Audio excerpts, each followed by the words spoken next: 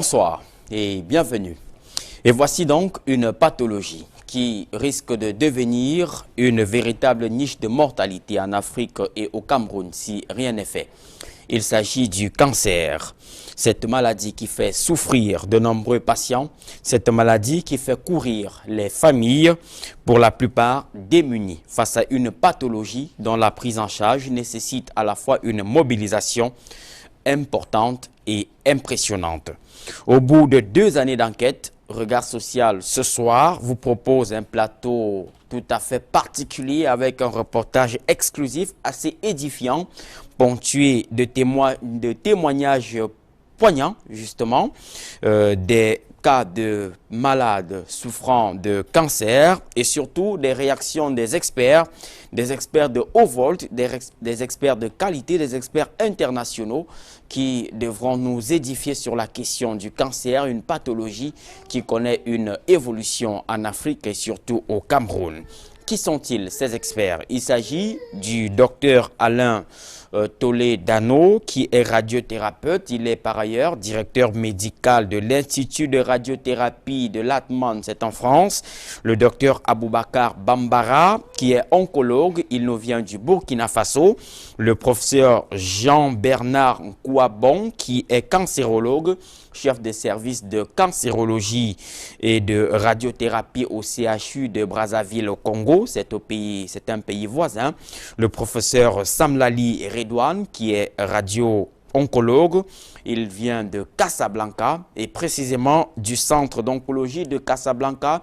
Avec eux, nous allons évidemment questionner, justement mettre à nu les causes et surtout les circonstances de la percée de cette maladie en Afrique et davantage au Cameroun.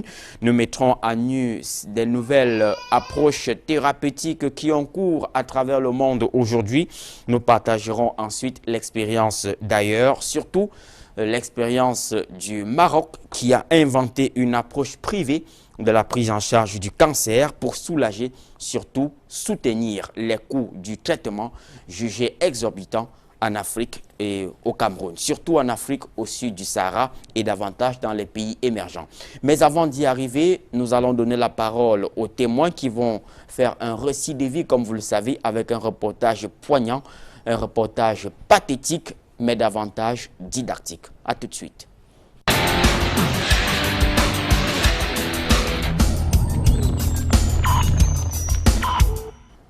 Alors, ils ont accepté de s'ouvrir aux questions de Regard Social ce soir malgré le poids de la douleur. Ce sont des familles, pas comme les autres, qui ont perdu la joie de vivre, qui ont perdu carrément le sourire du fait d'une maladie qui s'est installée dans leur quotidien et qui s'avère être un véritable caillou dans leurs chaussures. Nous leur donnons la parole avec beaucoup de plaisir, comme nous en avons d'ailleurs l'habitude. Et ce soir, nous recevons Madame Bianquet Sylvie. Bonsoir madame. Bonsoir monsieur. Et bienvenue sur le plateau de Regard Social. Merci monsieur. Alors comment allez-vous ce soir? Je suis un peu bien, ça va un peu bien monsieur. Un peu bien? Un peu bien. Pourquoi juste un peu? Parce que mon fils souffre, il souffre beaucoup. Il est malade. Il souffre de quoi? Il souffre du cancer. Ok, bien. Votre fils Fabrice. Oui, Fabrice Niamsi. Voilà, qui est âgé de 13 ans. 13 ans. Voilà, il souffre depuis combien d'années? Il souffre depuis 1 an aujourd'hui. Depuis 1 an, le 7/12/2015. Très bien. Alors, Fabrice qui souffre d'un cancer, vous n'êtes pas seul en plateau ce soir. Monsieur Takam Victor, bonsoir. Bonsoir monsieur. Et merci de nous faire l'honneur d'être là. Vous êtes le papa du petit Arthur, qui est âgé de 10 ans. Oui. Et qui souffre d'un cancer lui aussi. Cancer de la peau. Cancer de la peau. Oui, c'est parti de quoi? Un sérodegma avec pigmentation. C'est-à-dire? Un aminose noir qui n'est pas déjà connu par beaucoup de médecins au Cameroun. Plus que partout là où on est passé, il ne se retrouvait pas très vite. Et quels ont été les premiers symptômes? Puisqu'il est âgé de 10 ans, il souffre de cette maladie, de ce cancer de la peau, dites-vous, oui, depuis 7 ans, 7 années aujourd'hui. Mais ça fait depuis juillet 2015 que les examens ont démontré qu'il avait un cancer de la peau. Effectivement. Mais c'est depuis 7 ans Depuis 7 ans qu'il avait les symptômes, mais ça repart. Mais en 2008, quand on allait chez Madame Tchachua, docteur Tchachua, dermatologue à la Quintini, il nous avait quand même fait part qu'il ne pouvait pas avoir le cancer avant, qu'il pouvait avoir le cancer, mais avant son âge adulte. Oui. Mais on ne savait pas que ça devait venir très tôt, comme ça. Effectivement. Quels étaient les symptômes? Donc, il y a le corps, au départ, il y a un corps qui poussait sous la langue. On l'a amené, le médecin a coupé. Un corps, c'est-à-dire la langue poussait, il y a un bout qui poussait sur la langue. Donc, un corps étrange, donc comme une autre chair qui poussait. Bon, on a amené chez un médecin, il a coupé. Bon, on n'a pas pu, il n'a pas demandé l'examen. Peut-être depuis ce moment, on faisait l'examen, on devait découvrir qu'est-ce que c'était. Bon, la deuxième fois, ça poussait au niveau des lèvres. Après la langue, ça poussait au niveau des lèvres. Après les lèvres, quand on l'a amené chez un oncologue, il a soupçonné le cancer. Et dès qu'il a prélevé la langue, on a envoyé chez l'anapathe. C'est alors que l'anapathe découvre qu'il avait un cancer de la peau. Et il nous a envoyé à l'hôpital général, chez Dr Essomba. Dr Essomba refuse la radiothérapie. Il nous envoie chez Dr Dina de faire la chimiothérapie. C'est là où on arrive, il a commencé la chimio, après les séances d'examen qu'on a fait. Et jusqu'aujourd'hui, ça ne cesse de grandir, d'évoluer. Ok. Comment va-t-il ce soir? Il est toujours abattu, il ne peut pas se lever. Trop abattu. Et c'est dur pour vous? Très dur, très dur. Comment ça? Parce que chaque matin, il faut le réveiller, le nettoyer, faire le pansement. Il faut revenir le faire manger. On le nourrit. Il a 10 ans, mais on le nourrit encore comme un bébé. Et c'est difficile même d'introduire quelque chose dans la bouche. Et même à présent, là, quand il boit de l'eau, l'eau coule par la gorge. Ça veut dire qu'il y a la gorge est perforée, il y a un trou, un creux. La gorge est perforée. Qui est parti de quoi? C'est la suite de ça, de l'évolution de la blessure qu'il a au niveau du cou. Et comment vous vivez ça? Beaucoup de stress. Il y a les moments où tout le monde à la maison ne fait que fiasser, tout le monde pleure. Parce que c'est difficile pour lui. À partir du moment où quand j'arrive à la maison, jusqu'à déposer les trucs pour faire le pansement, lui-même il commence à pleurer. Il y a les moments qu'il me dit, papa, tu m'avais dit que tu vas me guérir. Dès que tu vas guérir, je serai guéri, tu vas faire la fête. Jusqu'aujourd'hui, qu'est-ce qui se passe? Tu ne peux pas m'amener, on coupe ça. Bon, ça fait pleurer tout le monde à la maison. Ok. Alors depuis lors, il a suspendu ses études. Il ne va plus à l'école. Il ne va plus à l'école. Il ne va plus à l'école, tout comme depuis environ 2 ans, 3 ans. Depuis 3 ans. Parce que ça a affecté aussi les yeux. Ok. Donc il ne va plus à l'école, à l'image du jeune Fabrice Niamsi, qui est âgé de 13 ans et qui est avec nous en plateau ce soir. Fabrice, bonsoir. Bonsoir, monsieur. Ça va? Alors, vous souffrez de quoi? Cancer, monsieur. Alors, comment vous vous sentez? C'est parti de quoi? C'est parti juste d'une... C'était un moment, juste une bosse là, au niveau de la tête là, partie gauche. Une bosse est montée là. On a donc cru que peut-être que c'était une abcès. Rien ne s'est produit donc. On a pris le smooth musique. Donc, peut-être que c'était une bosse. Massé. Ça ne faisait que seulement se monter de jour en jour. On est parti voir un docteur. Là, on dit qu'on va faire la radio. Quand on fait la radio, là, c'était le sang qui était coagulé à l'intérieur. Quand on a opéré, il a retiré le sang là, qui était coagulé, on a cousu. Ici, on est parti fréquenter c'était en août. Ici, on est parti fréquenter en septembre. Arrivé là en septembre, il fait septembre. Maintenant, quand le pansement est donc fini, parce que le doit fréquenter faisait le pansement. Quand que le pansement est donc fini, que la blessure s'est cicatrisée. Il y a percé encore que ça encore plus augmenté encore. Donc au fur et à mesure que la blessure finissait, ça augmentait plus. Jusqu'à ça, ça va encore plus déborder, encore ce que c'était encore. Ça la santé, ça a appelé mes parents. Et que comme tu vois là, ça a encore augmenté comme c'était. Alors ça a augmenté comment? Que je suis sûre, je dis que oui, je suis sûre. Alors que je viens, je remonte ce doigt là. Comme si on remontait ce doigt là, on est parti chez le même chirurgien qui m'avait opéré. On a donc vu, on a dit que docteur, ça ne va pas toujours sur la même opération qu'on avait fait là. Mais ça ne va pas comment? Qu'il n'a jamais opéré une personne avant que ça revienne encore la même chose. Comme encore voir. Il est encore parti faire l'examen. Mais il ne voit rien. Mais comment la place ne fait que monter. Quand on a opéré maintenant pour la deuxième fois encore, on a retiré sous forme de chair dedans.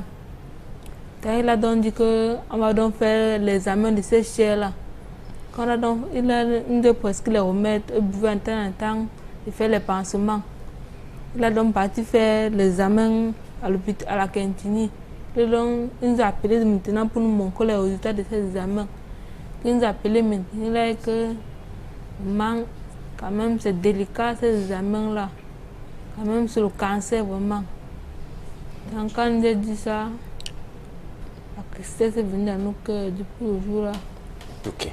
Et comment tu te sens? Je me sens mal à l'aise. De temps en temps, ça vient, les crises, je tombe malade. Souvent, il ne marche même pas. Souvent, il perd connaissance. De temps en temps, les crises viennent. Alors, Madame Bianquet, Oui, monsieur. comment vous vivez ça en famille?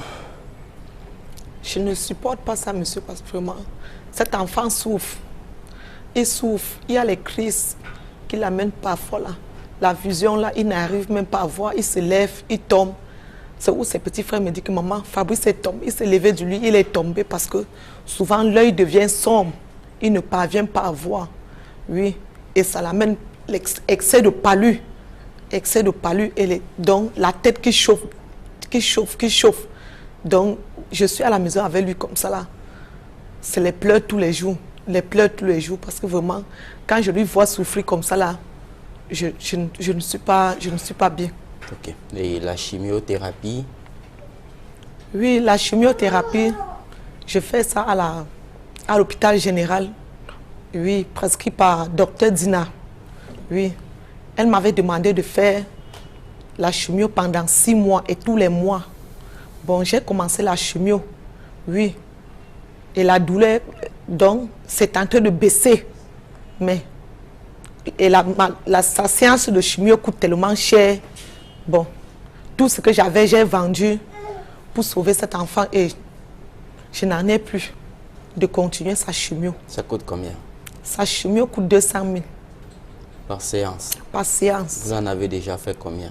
J'ai fait 3 séances. Il en reste combien? Il lui reste 3 séances. À faire dans quel délai? C'est tous les mois. C'est tous les mois. C'est tous les mois que je pars faire quand je fais la chimio, je pars faire le contrôle encore. Si le contrôle si l'examen est bien, on me donne le OK. Si l'examen n'est pas bien, bon, on lui fait une ordonnance. Oui. Parce que parfois, on dit il en manque du sang, parfois il en manque de globules blancs. Donc, oui, c'est comme ça que je fais sa chimio. Oui. Donc, quand je fais sa chimio, on me donne le rendez-vous du contrôle. Je fais le contrôle, j'amène. Elle vérifie comment le contrôle est venu. Donc, si ça baisse, elle me donne une ordonnance. Je ne peux pas d'abord payer. Il boit, tout ça. Et je reviens encore faire le deuxième contrôle. Si c'est bon, on me donne le OK de faire maintenant la chimio. C'est comme ça que ça se passe. Alors, vous êtes ménagère et votre époux est cultivateur.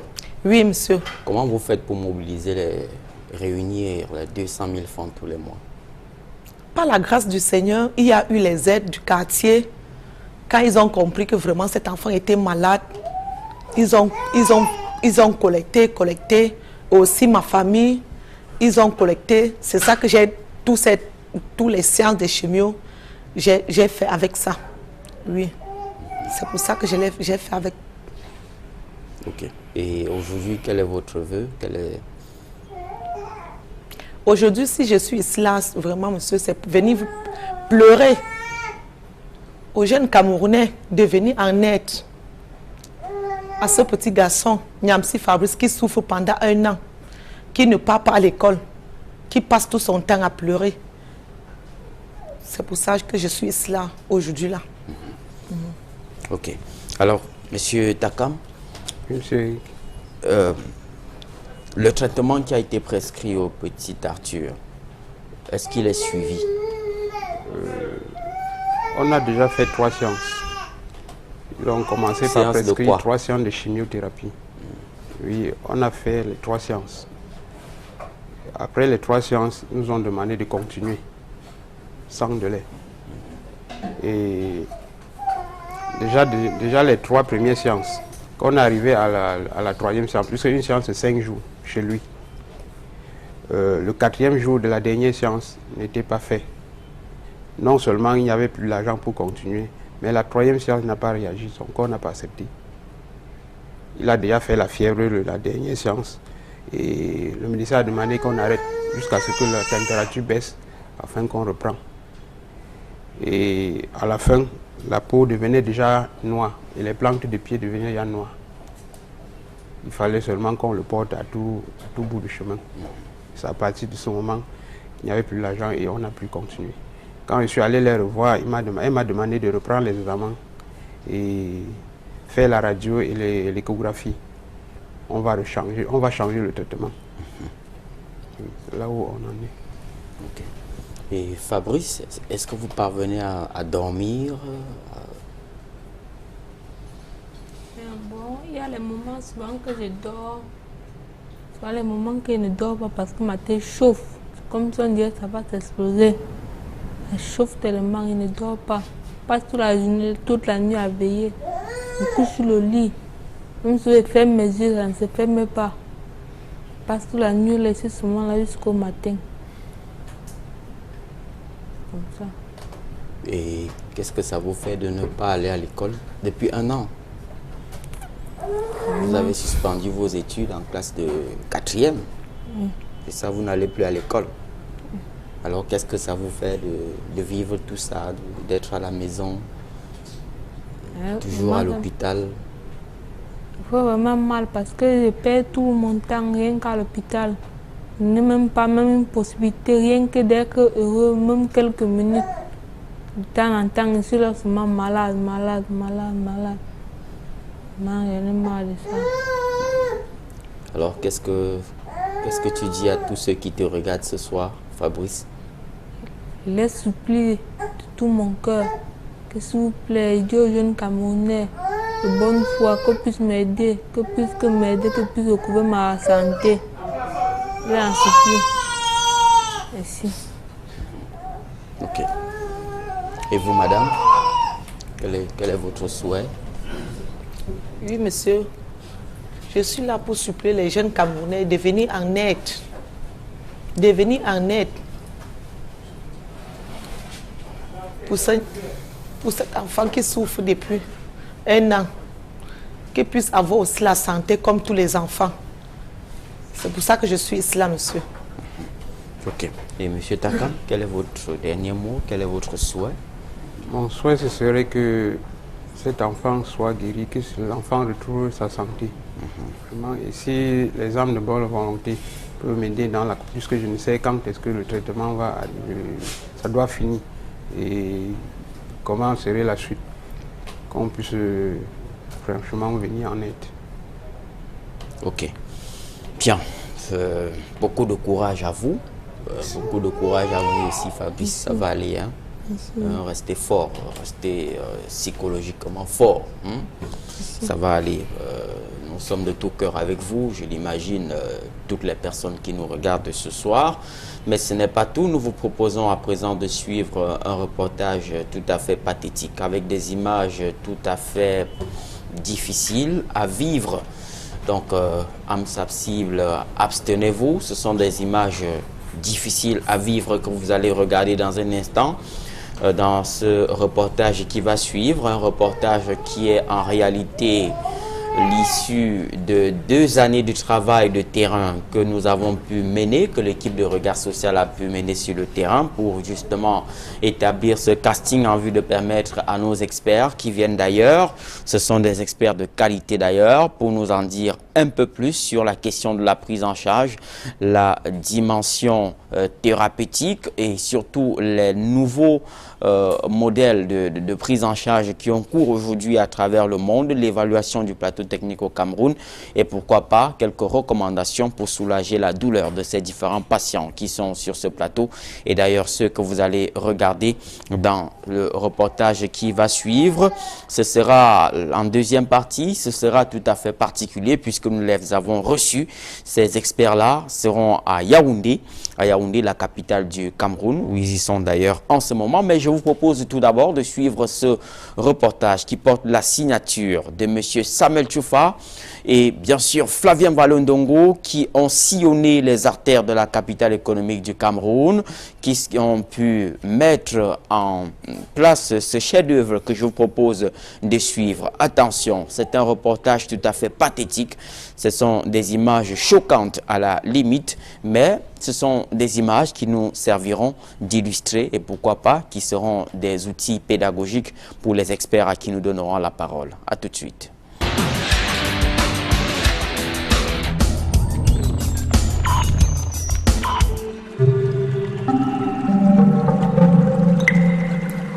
Atteint du cancer de la peau.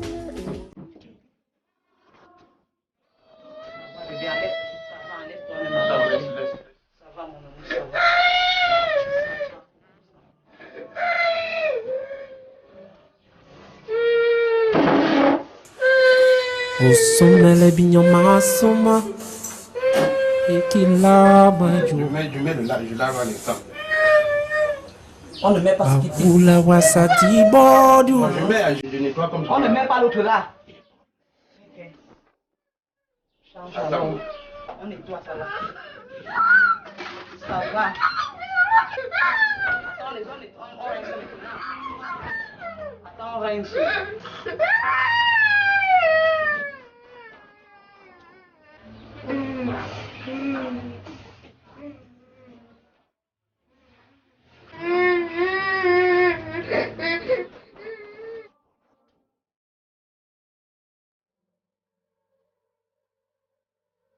Les parents déboursaient alors la somme de 7 000 francs CFA à chaque pansement.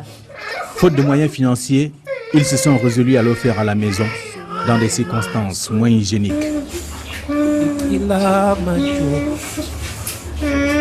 Donc c'est son papa qui fait le pansement tous les matins. Après le pansement, je m'occupe entièrement du reste des soins du corps, le laver, l'habiller, lui donner à manger et tout le reste. Puis entre-temps, il part au travail. Le petit Judas Arthur, 4e des 5 enfants que compte cette famille, est victime du cancer de la peau depuis juillet 2015.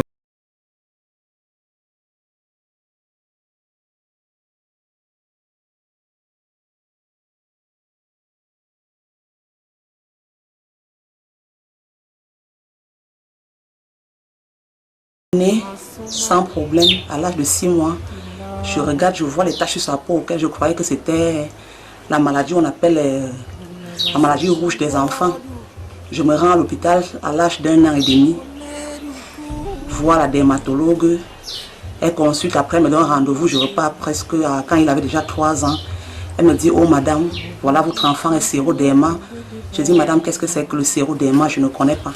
Elle me fait comprendre que mon enfant est un genre d'albinos un peu rare. Après avoir filmé l'enfant, elle me dit, maman, tout ce que vous pouvez faire, sans vous mentir, que de marcher d'hôpital en hôpital, votre enfant pourra plus tard faire le cancer de la peau. Je dis, mais qu'est-ce qu'il faut donc faire pour qu'il n'ait pas donc ce cancer? Elle me dit, c'est de le protéger juste contre le soleil, lui mettre les grands chapeaux et des longues manches, le couvrir entièrement contre le soleil. Et entre-temps, je vais vous prescrire un produit contre le soleil pour éviter les pénétrations du soleil, des rayons solaires. Alors j'ai dit, lui, elle l'a fait. Entre-temps, j'avais espoir puisque de 3 ans jusqu'à 8 ans à 9 ans, rien ne s'est manifesté. C'est dernièrement l'année passée, en 2015, que l'enfant manifeste un ganglion au niveau du cou. Bon, nous avons compris que c'était un ganglion simple. À un moment donné, je me suis rendue à l'hôpital général. C'est là où on a prescrit les examens, la biopsie a fait et on a découvert que c'était le cancer. Entre-temps, les choses suppuraient déjà, ça s'aggravait, ça s'élargissait au fur et à mesure, tel que vous avez vu. Ça s'élargissait et puis nous sommes rendus à l'hôpital. Comme vous avez vu, le pire là, papa, si vraiment on avait encore un peu de moyens, on aurait dû continuer jusqu'au bout. Je suis dépassée parce qu'à l'heure où je me trouve, je n'ai même plus un seul sou. Les examens qu'on a prescrits dernièrement, et là-dedans, on n'a plus moyen d'aller faire même rien que les examens. Nous sommes à plus de 2 millions et plus à l'hôpital. On a tellement dépensé à l'heure où je me trouve là. Son père et moi, il n'y a même plus une seule possibilité. Les dettes par-ci par-là. La maman du petit Arthur a perdu le sommeil depuis l'annonce de la maladie de son fils. Cette femme ne connaît plus la joie d'une mère. Les seuls sons qui se dégagent de la maison ne sont que les pleurs du petit Arthur. Et tous les matins, j'ai tout un lot d'habits là-bas dehors que suppure avec trop de pus que je lave tous les jours. Puis quand il dort, ça coule. Même en pleine journée, quand il mange, ça traverse. Ça traverse, quand il boit de l'eau, ça traverse, ça sort et puis on recueille avec des tissus. La nuit, quand il dort, ça verse partout, il a une couverture. On pose le drap dessus. On met le drap dessus, il dort sur ça. Pour que ça ne traverse pas sur sur le matelas. Elle utilise parfois des astuces pour donner espoir à Arthur. Je suis obligée de passer parfois dans Internet, regarder certaines photos qui sont semblables à lui. Je lui dis, mon fils, regarde, tu n'es pas le seul au monde. Regarde un peu ça, console-toi avec. Quand il regarde, il me dit, maman, pourquoi alors?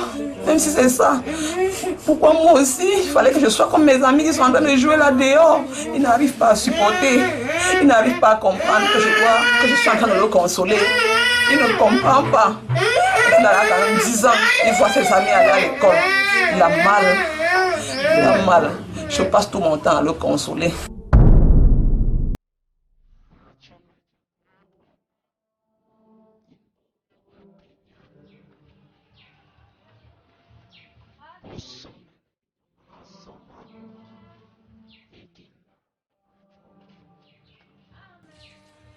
Le papa du petit Arthur s'est battu de toutes ses forces pour sauver son fils, mais il est épuisé financièrement. Depuis qu'on a découvert qu'il avait un cancer de la peau, on a fait les 3 séances de chimiothérapie à l'hôpital général. Les 2 premières séances, ça a bien diminué. Mais la 4e séance, la 3e séance, ça ne faisait que oui, ça ne changeait plus. Ils ont demandé de reprendre tous les examens et on va changer le traitement. Il n'y avait plus moyen de possibilité, l'argent de continuer les soins. Pourquoi je suis resté avec lui à la maison, continuer à faire tout ce que je peux. Puisque même le pansement, là-bas, on devait payer 7 000 francs chaque jour pour le pansement. Je n'avais plus de moyens pour continuer. C'est pour ça que je fais moi-même le pansement à la maison. L'autre difficulté, c'est les moyens qui n'ont plus permis de refaire les examens et de continuer la 4e séance de chimiothérapie. Une séance nous revenait à plus de 544 000. Une séance, c'est 5 jours, de lundi à vendredi. La famille, abattue et même épuisée aujourd'hui, a besoin d'aide. D'aide pour les soins du petit Arthur, âgé de 10 ans, qui souffre du cancer de la peau.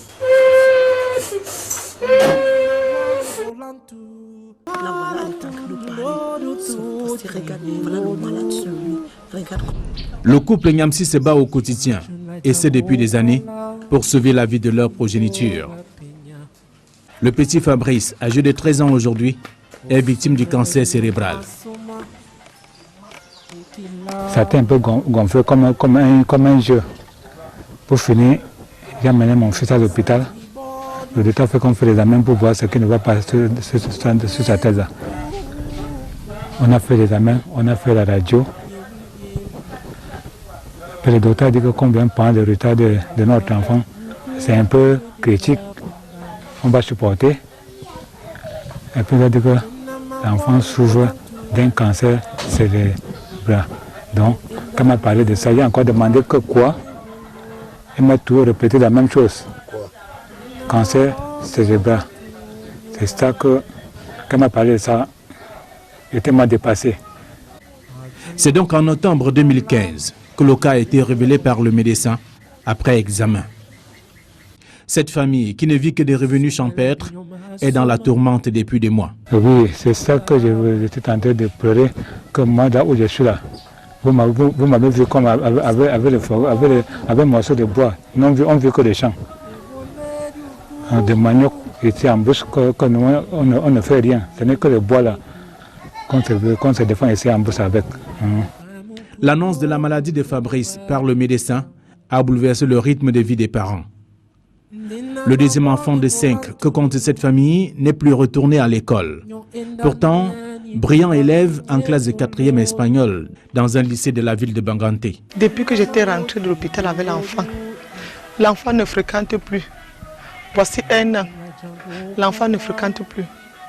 De temps en temps, il chute. Et je n'ai même pas d'argent pour lui payer les médicaments. De temps en temps, il pleure. Il me demande, maman, je veux faire que comment? Maman, je veux faire que comment pour guérir? Comme tu n'as pas l'argent. Papa, j'ai tout chuté. Tous mes champs, j'ai abandonné. Je suis à la maison avec lui pour le regarder parce que je ne peux plus le laisser à la maison et sortir. Mais de temps en temps, il chute, les crises. Je passe tout mon temps à pleurer. Donc, je suis dépassée. Je suis dépassée. Quand vous me voyez là, papa, je suis dépassée avec cet enfant comme ça là. Depuis qu'on nous a annoncé que c'est le cancer, on m'a mis sur la chimiothérapie. Oui, on m'a demandé de faire la chimiothérapie. J'ai fait en janvier. Je n'ai pas fait en février. Je n'ai pas fait en mars. Même en avril, je n'ai pas fait parce que le montant est très élevé et je n'ai plus d'argent pour le faire avec. Et il continue toujours à souffrir. Me voici avec lui. Oui, me voici avec lui. Il continue à souffrir de jour en jour. La mère de Fabrice n'est plus elle-même. La maladie de son fils l'a traumatisée. Son seul recours aujourd'hui, c'est la Bible. Elle organise des séances d'études bibliques avec son fils dans le but de susciter un espoir chez cet enfant. Un enfant qui a laissé l'école à cause de la maladie. C'est ma maladie qui me dérange beaucoup dans tout ça. Parce que depuis que je n'ai pas pu à l'école, voilà bientôt 1 année que je rate déjà comme ça, là que je n'ai pas pu à l'école. Je fréquente au lycée classique de Baganté. Depuis cette maladie me menace. Je suis à la maison, je ne fais plus rien. De temps en temps, je ne fais que chuter. Je ne fais plus rien à la maison. Je suis là seulement à la maison pour ne rien faire. Ça me menace. Je me rends mal à l'aise. Je ne sais pas quoi je dois faire. Mon père, tu pourrais m'aider. Il y a de bonne santé pour m'aider, pour me donner la santé. Je les en supplie, pour que je puisse continuer mon école, que je puisse mes études, que je puisse guérir. Il n'y a qu'un homme. Écoute-nous que prière. Nous pouvons prier pour beaucoup de choses. Parce que quand nous prions, Dieu écoute. Et il faut connaître, lire la Bible. Parce que dans la Bible, on parle de beaucoup de choses. On parle de beaucoup de choses. Tout ce qui se passe. Et quand tu as un problème, tu expliques au Seigneur et le Seigneur vient en aide pour toi. Oui, en aide pour toi. Agrée nos sacrifices, reçois notre prière, fidèle est ton Père, ce précieux service, agrée nos sacrifices. Voilà aussi une autre famille qui a presque tout vendu pour la santé de leur enfant. Mais jusque-là, rien ne rassure de la bonne santé de ces derniers. Fabrice aujourd'hui a besoin de vous, de nous. Il a besoin de tout le monde pour recouvrer la santé.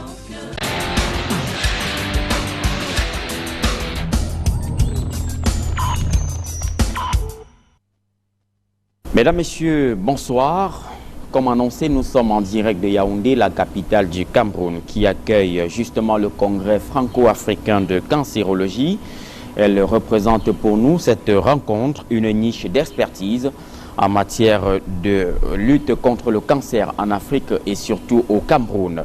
Et dans cette édition tout à fait particulière, une édition tout à fait spéciale produite en direct de Yaoundé, nous recevons des experts venus de plusieurs horizons, de plusieurs pays pour nous aider à mieux comprendre la problématique de la prise en charge du cancer au Cameroun et en Afrique.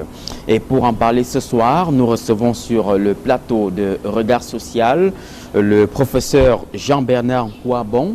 Bonsoir professeur. Bonsoir monsieur. Et vous êtes cancérologue, vous venez de Brazzaville. Absolument. Voilà, vous venez de Brazzaville. Alors quelle est votre réaction à la suite des images que vous avez regardées? Alors, ces images traduisent le quotidien de l'oncologue africain. En fait, les malades que nous recevons dans nos différents services arrivent malheureusement à ce stade avancé de la maladie. Donc c'est ce que nous voyons quasiment tous les jours. Et le combat qui est le nôtre aujourd'hui, c'est faire en sorte que nous ne voyons plus ces images-là. Mais malheureusement, depuis une trentaine d'années, parce que les premières écoles de cancérologie ont ouvert leurs portes il y a 30 ans, on continue à regarder, à voir ce genre d'images. Je présume que c'est la même chose pour le Burkina Faso, la même chose pour toute l'Afrique, mais ce n'est plus le cas pour les pays du Maghreb, encore moins pour les pays d'Europe. De toutes les façons, nous comprendrons davantage pourquoi cette pathologie se développe à ce stade assez avancé sur le continent africain et surtout la question de la prise en charge. Merci de nous faire l'honneur d'être là, professeur Jean-Bernard Kouabon. Je le rappelle, il est cancérologue à Brazzaville, c'est au Congo, au pays voisin. Et puis le docteur Aboubakar Bambara. Bonsoir. Bonsoir docteur. Bonsoir. Vous êtes oncologue en service à Ouagadougou, c'est au Burkina Faso. Tout à fait. Burkina Faso. Alors, comment réagissez-vous à ces images que vous avez regardées? Alors, je vous remercie. Ces images, c'est un peu ce que nous vivons au quotidien. Parce qu'en Afrique, surtout dans nos pays, les cancers avancés surviennent à des stades avancés. Environ 60 à 80% de nos consultations quotidiennes, ce sont ces images que nous voyons et que malgré tous nos efforts, ce n'est pas simple car arriver avec des stades aussi avancés, ce n'est pas facile pour nous et surtout pour le patient. Très bien. Et puis, avec nous sur le plateau ce soir également, le professeur Redouane Samlali. Bonsoir professeur et bienvenue. Vous êtes radio-oncologue du centre d'oncologie Le Littoral de Casablanca, c'est au Maroc. Alors la réalité est pareille au Maroc? Aujourd'hui, ces photos me rappellent le Maroc des années 80. Aujourd'hui, grâce à la volonté de beaucoup d'acteurs, les choses ont changé. Ce genre de photos sont devenues rares quand même. Et je pense que aujourd'hui, il faut véhiculer l'espoir dans cette maladie parce que quand on met les moyens nécessaires, on arrive quand même à guérir pratiquement 6 à 7 malades sur 10. Mais ça suppose toute une volonté de plusieurs acteurs qu'on essaiera peut-être de développer. Voilà. Très bien. Et puis le docteur Alain Toledano. Bonsoir docteur. Vous êtes le président de la FAC. La FAC, c'est bien l'association franco-africaine de cancérologie. Vous êtes en séjour au Cameroun et je rappelle par ailleurs que vous êtes le directeur médical de l'Institut de radiothérapie Hartmann. C'est bien cela? Oui. Alors comment vous réagissez à ces images? Alors d'abord, on ne peut pas rester insensible à de telles images. Je crois que l'œil humain ne peut pas s'en accommoder. Donc il est vrai qu'on a certainement de l'empathie pour ces pauvres gens qui souffrent, tout comme leurs familles certainement. Et on voit bien la détresse psychologique et sociale dans laquelle le cancer plonge les gens. Et donc ça nous incite, nous, professionnels de la santé, à combattre doublement, mais aussi à interpeller. Et c'est pour ça qu'on vous remercie de nous accueillir et qu'on a envie de sensibiliser l'opinion pour qu'il y ait une action collective, pour pouvoir interpeller les pouvoirs publics et qu'on puisse mettre en place un système d'information tout simplement, parce que ces patients, ces jeunes et moins jeunes, ils ont commencé par avoir des symptômes avec des tumeurs de petite taille. Et puis ces patients ont certainement dans leur quartier des médecins généralistes qui auraient pu interpeller des spécialistes et on aurait pu agir un petit peu plus vite.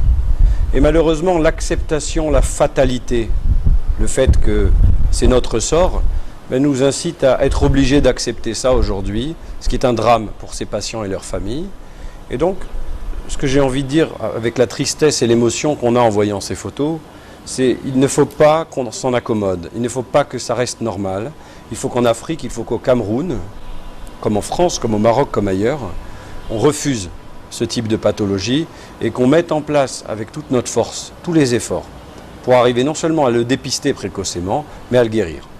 Alors, professeur Jean-Bernard Nkouabon, vous nous disiez à l'entame de votre propos que ces images n'étaient pas une exclusivité du Cameroun, c'est des images que vous vivez au quotidien dans l'exercice de vos fonctions à Brazzaville. Alors, comment comprendre, comment on en arrive là? Est-ce la traduction de la méconnaissance de la maladie? Est-ce une ignorance de la pathologie? Ou alors l'absence d'une politique efficace pour la prise en charge? Mais votre question apporte en même temps les réponses. Je crois que le premier élément qu'il va falloir souligner, c'est l'ignorance de la maladie. Deuxième élément, c'est le manque de formation des médecins dans nos facultés à comprendre ce que c'est que le cancer. Dieu merci, on a commencé à en parler dans des facultés depuis une vingtaine d'années. Les choses sont en train de bouger. C'est peut-être pour ça qu'on en voit de plus en plus également dans nos pays. La troisième chose que je peux dire, puisque c'est vous qui venez de le souligner, c'est le manque de politique nationale de lutte contre les cancers. Vous savez, le cancer ne frappe pas que le voisin. Il peut vous frapper. Je suis médecin, je suis cancérologue, mais je peux être malade du cancer demain. Donc, il faut s'approprier la problématique du cancer. Mais pourquoi? Pourquoi le cancer, la problématique du cancer, ou alors le cancer est perçu comme un problème de santé secondaire en Afrique, surtout dans les pays émergents? Oh, je crois que la réponse est simple. Parce qu'il y a une notion qui va avec, qui pense que quand on a un cancer, on est condamné à mourir. La réponse est non. On arrive à guérir aujourd'hui entre 6 à 7 cancers sur 10 de par le monde. Mais nous, en Afrique noire, nous sommes très très en deçà. On a une guérison sur 10, ce qui n'est pas acceptable. Et pourtant, les autorités politiques de notre pays peuvent mettre de l'argent, organiser la lutte contre les cancers pour que nous améliorons justement cette prise en charge. On en a besoin aujourd'hui. Alors, cette possibilité existe, ça le professeur Jean-Bernard Nkouabon le dit, mais docteur Aboubakar Bambara, pourquoi il n'y a pas un sursaut, pourquoi il n'y a pas une implémentation des politiques de santé visant à faire du cancer une question de santé majeure? Alors, il faut dire qu'en Afrique subsaharienne, il y a un gros problème de notification des cas.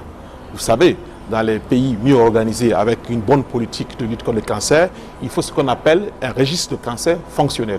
Et malheureusement, dans la plupart de nos pays, nous n'avons pas un registre de cancer fonctionnel, si bien que nous sommes souvent en deçà de la réalité. Donc, il faudrait que les chiffres, qu'on s'organise pour qu'on ait les chiffres réels, pour vraiment attirer l'attention de nos autorités politiques sur le fait que ce problème de cancer est un véritable problème de santé publique qui a un impact socio-économique pour nos pays, déjà à faible revenu. Donc c'est dire que c'est important d'avoir une bonne politique d'abord de notification des cas, d'information de la population et de sensibilisation des autorités sur la nécessité donc de faire un acte fort pour accompagner donc la prise en charge du cancer dans nos pays. Cette prise en charge d'ailleurs qui est le plus souvent implique plusieurs acteurs. Donc le politique doit être devant, comme certains pays l'ont fait, tels que le Maroc et d'autres acteurs, pour que nous puissions vraiment, d'ici des années, un très long temps, avoir des images acceptables. Mais est-ce que le politique est conscient de ce tableau, comment dire, de ce tableau triste de la pathologie? Je ne dirais pas qu'ils ne sont pas conscients, ces politiques, mais il faut encore attirer l'attention. Il faut que nous puissions notifier les cas, que nous puissions discuter, que nous puissions avoir des rencontres internationales comme ce congrès avec d'autres acteurs pour partager les expériences. Vous voyez très bien avec notre maître professeur Nkouabon de Brazzaville, c'est presque les mêmes réalités. Au Cameroun, on voit de telles images. Donc il faut qu'ensemble, les professionnels, les médias et tous les autres acteurs, que nous puissions attirer l'attention au quotidien face à ce problème de cancer et que nos autorités pourront, je pense, se mettre à l'œuvre et nous accompagner à la lutte contre le cancer.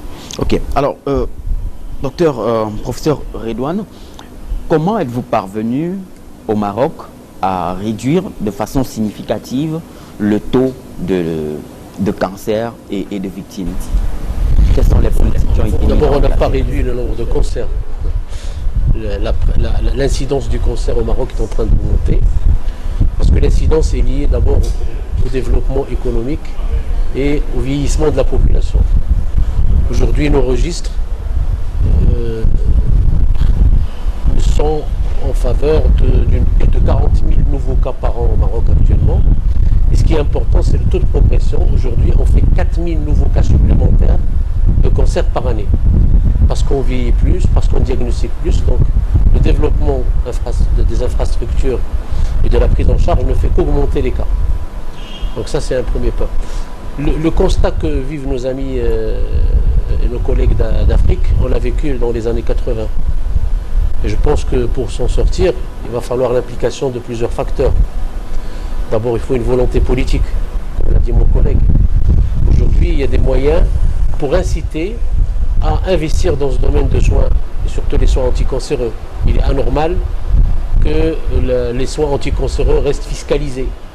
Aujourd'hui, payer des droits de douane sur des machines qui traitent les cancers, c'est un non-sens. Il est anormal qu'on paye de la TVA sur les médicaments anticancéreux. Il est anormal qu'on ne puisse pas bénéficier du foncier de l'État, qui est donné à des hôtels, qui est donné à des sociétés qui agissent dans d'autres domaines et que la médecine ne peut pas en profiter. Il est anormal de ne pas asseoir une assurance maladie. Aujourd'hui, c'est vrai, on peut mettre en place des plateaux de soins, mais s'il n'y a pas de couverture sociale, ceci ne sert strictement à rien. Aujourd'hui, au Maroc, on a mis en 2006 une assurance maladie qui atteint aujourd'hui 50% de couverture. Et à l'horizon 2020, on pense qu'il va y avoir une couverture globale de toute la population. Il faut aussi une volonté individuelle. Aujourd'hui, il faut que le citoyen apprenne à souscrire à des assurances selon ses niveaux. Aujourd'hui, on peut mettre en place des assurances en fonction des rentes de la personne et qui peuvent aider à la prise en charge des malades. Et puis surtout l'implication de la société civile. Aujourd'hui, grâce à l'implication de notre princesse Lalla Slma, qui s'occupe un peu du côté associatif de la prise en charge, ça a boosté un peu la volonté politique pour qu'ils puissent agir dans le sens de l'amélioration de la prise en charge. Mais sur le cas du Maroc, pour être précis, il existe une initiative privée qui est parvenue à construire des centres de prise en charge privés. Alors, comment en êtes-vous arrivé là? Aujourd'hui, cette initiative privée, d'ailleurs, elle a été aidée par la volonté politique. Aujourd'hui, il y a une ouverture au Maroc vers l'investissement dans du secteur privé. Et cette ouverture s'est faite grâce aux mesures mises en place par l'État marocain, les incitations fiscales, l'accès aux fonciers, la création, si j'ose dire, d'un marché, c'est-à-dire d'une assurance maladie, la défiscalisation de tout l'achat de matériel médical. Et donc tout ceci a aidé, en plus de l'accès au financement. Vous savez, les banques et les organismes de financement doivent aussi participer à cet effort. Grâce à ceci, aujourd'hui, le plateau de soins privés au Maroc représente 60% de tout le plateau qui existe au Maroc. Aujourd'hui, sur les 22 centres, le privé dispose de 12 centres. Et deuxièmement, nous traitons 90% des malades avec couverture sociale. Ce qui est un fardeau qu'on a enlevé à l'État. Et dans ce sens-là, l'État continue à encourager les investissements dans ce domaine. Et vous pensez que cette approche peut être transposée? Je pense avec une volonté. Aujourd'hui, je pense qu'il faut revenir à l'évolution progressive de l'installation des centres. Aujourd'hui, faute de mieux, je pense qu'on peut commencer par installer des centres basiques. Parce qu'il faut avoir un panier de soins. On ne cherchera pas un panier de soins très très performant, mais on cherchera un panier de soins adapté à la situation économique du pays. On peut commencer par créer des petits centres adaptés à la situation économique et par la suite on peut développer les choses comme ce qui s'est fait au Maroc. Aujourd'hui, on ne va pas changer le monde dans très peu de temps, dans un temps très court, mais on peut déjà commencer par des centres adaptés aux conditions socio-économiques parce que vraiment, d'après ce que j'ai compris, dans certains pays, on part du néant en termes d'infrastructure. Alors, le modèle, avant de revenir à vous, docteur Alain Toledano. On le voit, le modèle marocain peut inspirer pas mal de pays émergents, parmi lesquels le Congo, le Burkina Faso, le Cameroun. Mais vous êtes pratiquement, on va le dire, de toutes les rencontres internationales, professeur Jean-Bernard Kouambon. Mais qu'est-ce qui manque pour transposer ce modèle-là et soulager les douleurs dans les pays comme le vôtre? Le professeur Redouane l'a si bien dit, volonté politique. Il faut que le politique s'approprie la problématique du cancer. Il faut qu'il en fasse son problème. Que fait le politique pour accompagner les acteurs sur le terrain? C'est ça le problème. Et nous également, on a une responsabilité. Il faut que nous fassions pression sur ces gens-là. Parce que si on va pas vers eux, c'est comme si le problème n'existe pas. Même quand on fait pression, il faut qu'on fasse pression. Mais encore une fois, il faut que le politique s'y implique dans cette lutte-là. Parce que s'il n'y a pas le politique, si l'homme politique ne s'implique pas, on a beau crier sur tous les toits, les choses n'avanceront pas. Comment voulez-vous qu'on accède au crédit si le politique ne crée pas les conditions harmonieuses pour que nous ayons ces crédits-là? Comment voulez-vous qu'on ait des machines si, comme l'a dit le professeur Redouane, ce n'est pas défiscalisé? Donc, une fois encore, c'est le politique. Le premier est politique. Là, on voit la volonté politique. Prenez l'exemple du sida. Hier, on ne soignait pas les patients atteints du sida. Mais les politiques ont pris le problème à bras de corps. Aujourd'hui, on soigne quasiment tous les sidéens. Puisqu'on met à la disposition des antirétroviraux. Ça coûte cher. On peut faire ça pour la cancérologie. Pour des petits pays. Pour commencer, en attendant qu'on arrive à une initiative privée qui va mieux organiser la lutte. Dans d'autres termes, vous ne mettez pas suffisamment la pression aux politiques? Non, on essaie de mettre la pression aux politiques. Et comment? Le politique, il écoute ce qu'il veut. Puisque le résultat, il est là. Le politique, il vous observe. Vous parlez, il écoute. Vous parlez, il entend. Mais demain, ce n'est plus sa préoccupation. Donc, il faut faire de la pédagogie. Il faut rabâcher. Il faut répéter. Il faut répéter. Et là, sans cesse, répéter. Et c'est le travail qu'il va falloir faire. Mais il ne faut pas le faire seul. C'est pour ça qu'il faut qu'on soit nombreux. Il faut qu'on soit un paquet d'individus capables d'aller rencontrer les uns et les autres pour peser, pour que les choses changent. D'accord. D'ailleurs, vous... Et nous comptons d'ailleurs sur vous, les journalistes, pour relayer justement cette information. Vous voyez, quand on est dans un congrès comme celui-ci, où on voit des images totalement inacceptables, mais c'est vous qui devrez également faire en sorte que le politique s'approprie ce problème-là. Ça, nous l'avons compris, mais docteur Alain Toledano, vous êtes de tous les concerts, vous êtes d'ailleurs le président de l'association franco-africaine de cancérologie, et vous êtes pratiquement de tous les concerts, mais de toutes les conférences, de toutes les rencontres internationales. Mais comment comprendre qu'en Afrique, au sud du Sahara, que le plateau technique soit à un niveau tel qu'on le voit, et que des patients se retrouvent encore dans cet état-là? Alors d'abord, nous sommes tous les mêmes. Nous partons tous des mêmes bases. À l'exception près qu'en Afrique, on a peut-être plus de fraternité, de culture, du respect de la personne âgée, et on laisse moins tomber ses grands-parents que dans nos sociétés occidentales. Donc je crois qu'il faut d'abord avancer décomplexé, avec un système de valeurs. Alors en fait, la nature de l'homme, c'est la même que la nature du médecin qui n'est qu'un homme. Il était tout à fait normal, avant d'arriver au cancer, de régler les problèmes d'infection. Puis ensuite, les problèmes cardiovasculaires. Quelqu'un qui s'effondre à 45 ans d'une crise cardiaque, c'est compliqué. Donc les systèmes de soins ont paré au plus pressé et ont vu que l'ampleur des dégâts, et donc il fallait s'organiser. Et puis si les gens meurent moins d'infections, parce qu'on a les antibiotiques qu'on a formés les médecins, et si les gens meurent moins de problèmes cardiovasculaires, parce qu'on conseille le sport, qu'on arrête de fumer, et qu'on s'occupe du cholestérol, et qu'on traite l'hypertension, eh bien qu'est-ce qui se passe? Les gens vont vieillir, on augmente l'espérance de vie, et alors là, on découvre les cancers. Et on en est ici. Donc en fait, la cancérologie africaine n'a pas failli. Elle est en train, avec un peu de retard, de se rendre compte que c'est un problème de santé publique. En France, aujourd'hui, il y a 380 000 nouveaux cas de cancer par an, tout comme il y en a 15 millions par an dans le monde. Et en France, il y a 150 000 morts du cancer chaque année, tout comme il y en a 9 millions par an dans le monde. C'est donc un vrai problème, puisque le cancer tue plus que la tuberculose, le sida et le paludisme réunis. Et en Afrique, alors il va falloir le médiatiser, il va falloir le dire, il va falloir culturellement dire que ce n'est pas une fatalité. Mais ensuite, une fois qu'on a fait ça, est-ce qu'on a tout fait? Non. Il va falloir accepter le progrès, l'innovation, de changer son idéologie. Le cancer, C'est une autre façon de faire de la médecine. On ne traite pas un cancer seul dans son coin. C'est plus le médecin et son patient. C'est un réseau. C'est un réseau qui travaille, pluriprofessionnel, multidisciplinaire. Mon ami Aboubacar va faire la chimiothérapie. Mon ami Jean-Bernard Nkwembon va faire l'hormonothérapie.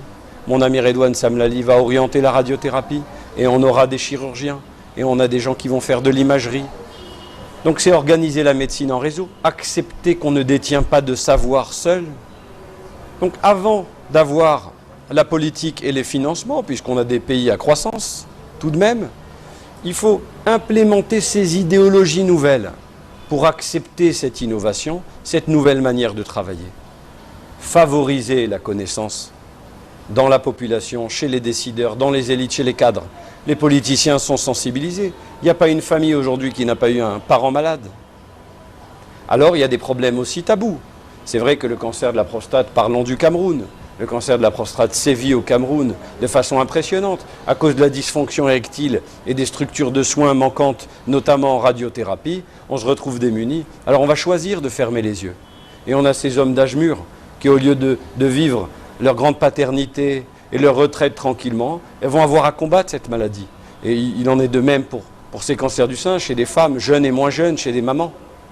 Donc je crois qu'aujourd'hui, il y a une idéologie à transmettre, en plus d'avoir une organisation intellectuelle du développement et une organisation politique et financière.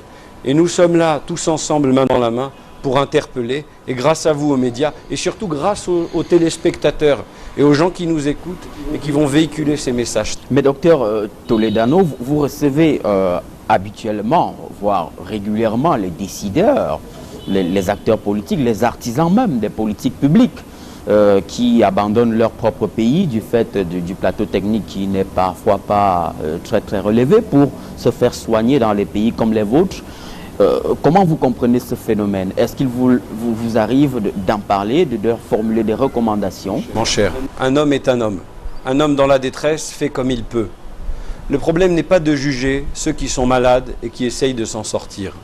Quand on est bien portant et en bonne santé, comme grâce à Dieu moi aujourd'hui ou mes amis, c'est à nous de faire l'effort, d'injecter de l'énergie pour structurer un système de soins. Donc la problématique n'est pas que tel ou tel se fasse soigner dans cet endroit ou de cet endroit. C'est de faire accéder toute la population à un soin de qualité. Aujourd'hui, il y a une grande humanité, une grande intelligence dans les cadres africains et dans l'élite camerounaise, comme dans la classe moyenne camerounaise. Je crois qu'aujourd'hui, l'interpellation est faite. Tout à l'heure, on a eu un brillant discours du ministre de la Santé qui a manifesté son intérêt pour les problématiques du cancer, de la cancérologie, et nous lui en remercions. On a un parrainage de la présidence et de la première dame de ce congrès. Mais pourtant, le plateau technique au Cameroun n'est pas... Il y a certainement en coulisses des choses qui sont en train d'être faites.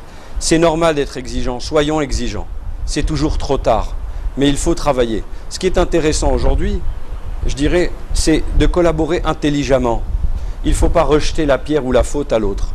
Si chacun fait ce qu'il a à faire, le téléspectateur se saisit du problème, que les femmes se fassent de la palpation mammaire, qu'on arrive à orienter les gens précocement chez les médecins, que les médecins suivent des formations continues, que les politiques développent des budgets.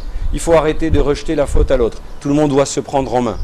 Donc aujourd'hui, nous avons une mission, c'est de travailler main dans la main. Quand on a eu plus de chances d'être dans un pays où la structuration était un peu plus avancée, notre mission sur le plan associatif, c'est de collaborer. Et on récupère intelligemment beaucoup d'expertise de la part de nos collègues camerounais et africains sur des cancers induits par des virus et toute une intelligence dans le système de soins et le système clinique. Donc on n'a pas à rougir. Très bien. Alors, nous sommes en Afrique, nous sommes à Yaoundé, au Cameroun, et les chiffres que nous avons pu avoir indiquent clairement que la pathologie connaît une croissance sur le continent africain, notamment dans les pays émergents, les pays en Afrique au sud du Sahara. Quelles sont les pathologies, je veux dire, les types de cancers qui sont récurrents dans nos pays et pourquoi? Alors, si on prend l'Afrique noire, chez la femme, c'est le cancer du sein, suivi du cancer du col de l'utérus. On va chez l'homme, c'est le cancer de la prostate, Alain Toledano l'a si bien dit, et suivi quelquefois du cancer du foie ou du cancer du côlon. Et chez l'enfant, c'est le néphroblastome et le rétinoblastome. Le néphroblastome étant le cancer du rein de l'enfant et le rétinoblastome le cancer de la rétine de l'enfant. Voilà à peu près grosso modo les cancers qu'on observe de façon fréquente, quasiment dans tous les pays d'Afrique noire, c'est à peu près la même chose. Hein, il y a des moments où chez la femme, c'est le cancer du col qui arrive en premier. Dans les pays suisses, c'est le cancer du sein qui remplace celui du col. Donc on a à peu près la même physionomie des cancers chez nous en Afrique noire. Et pourquoi, docteur? Alors, comme on l'a dit, pendant longtemps, on a oublié qu'il allait y avoir donc une transition épidémiologique des pathologies infectieuses vers les pathologies non transmises telles que le cancer.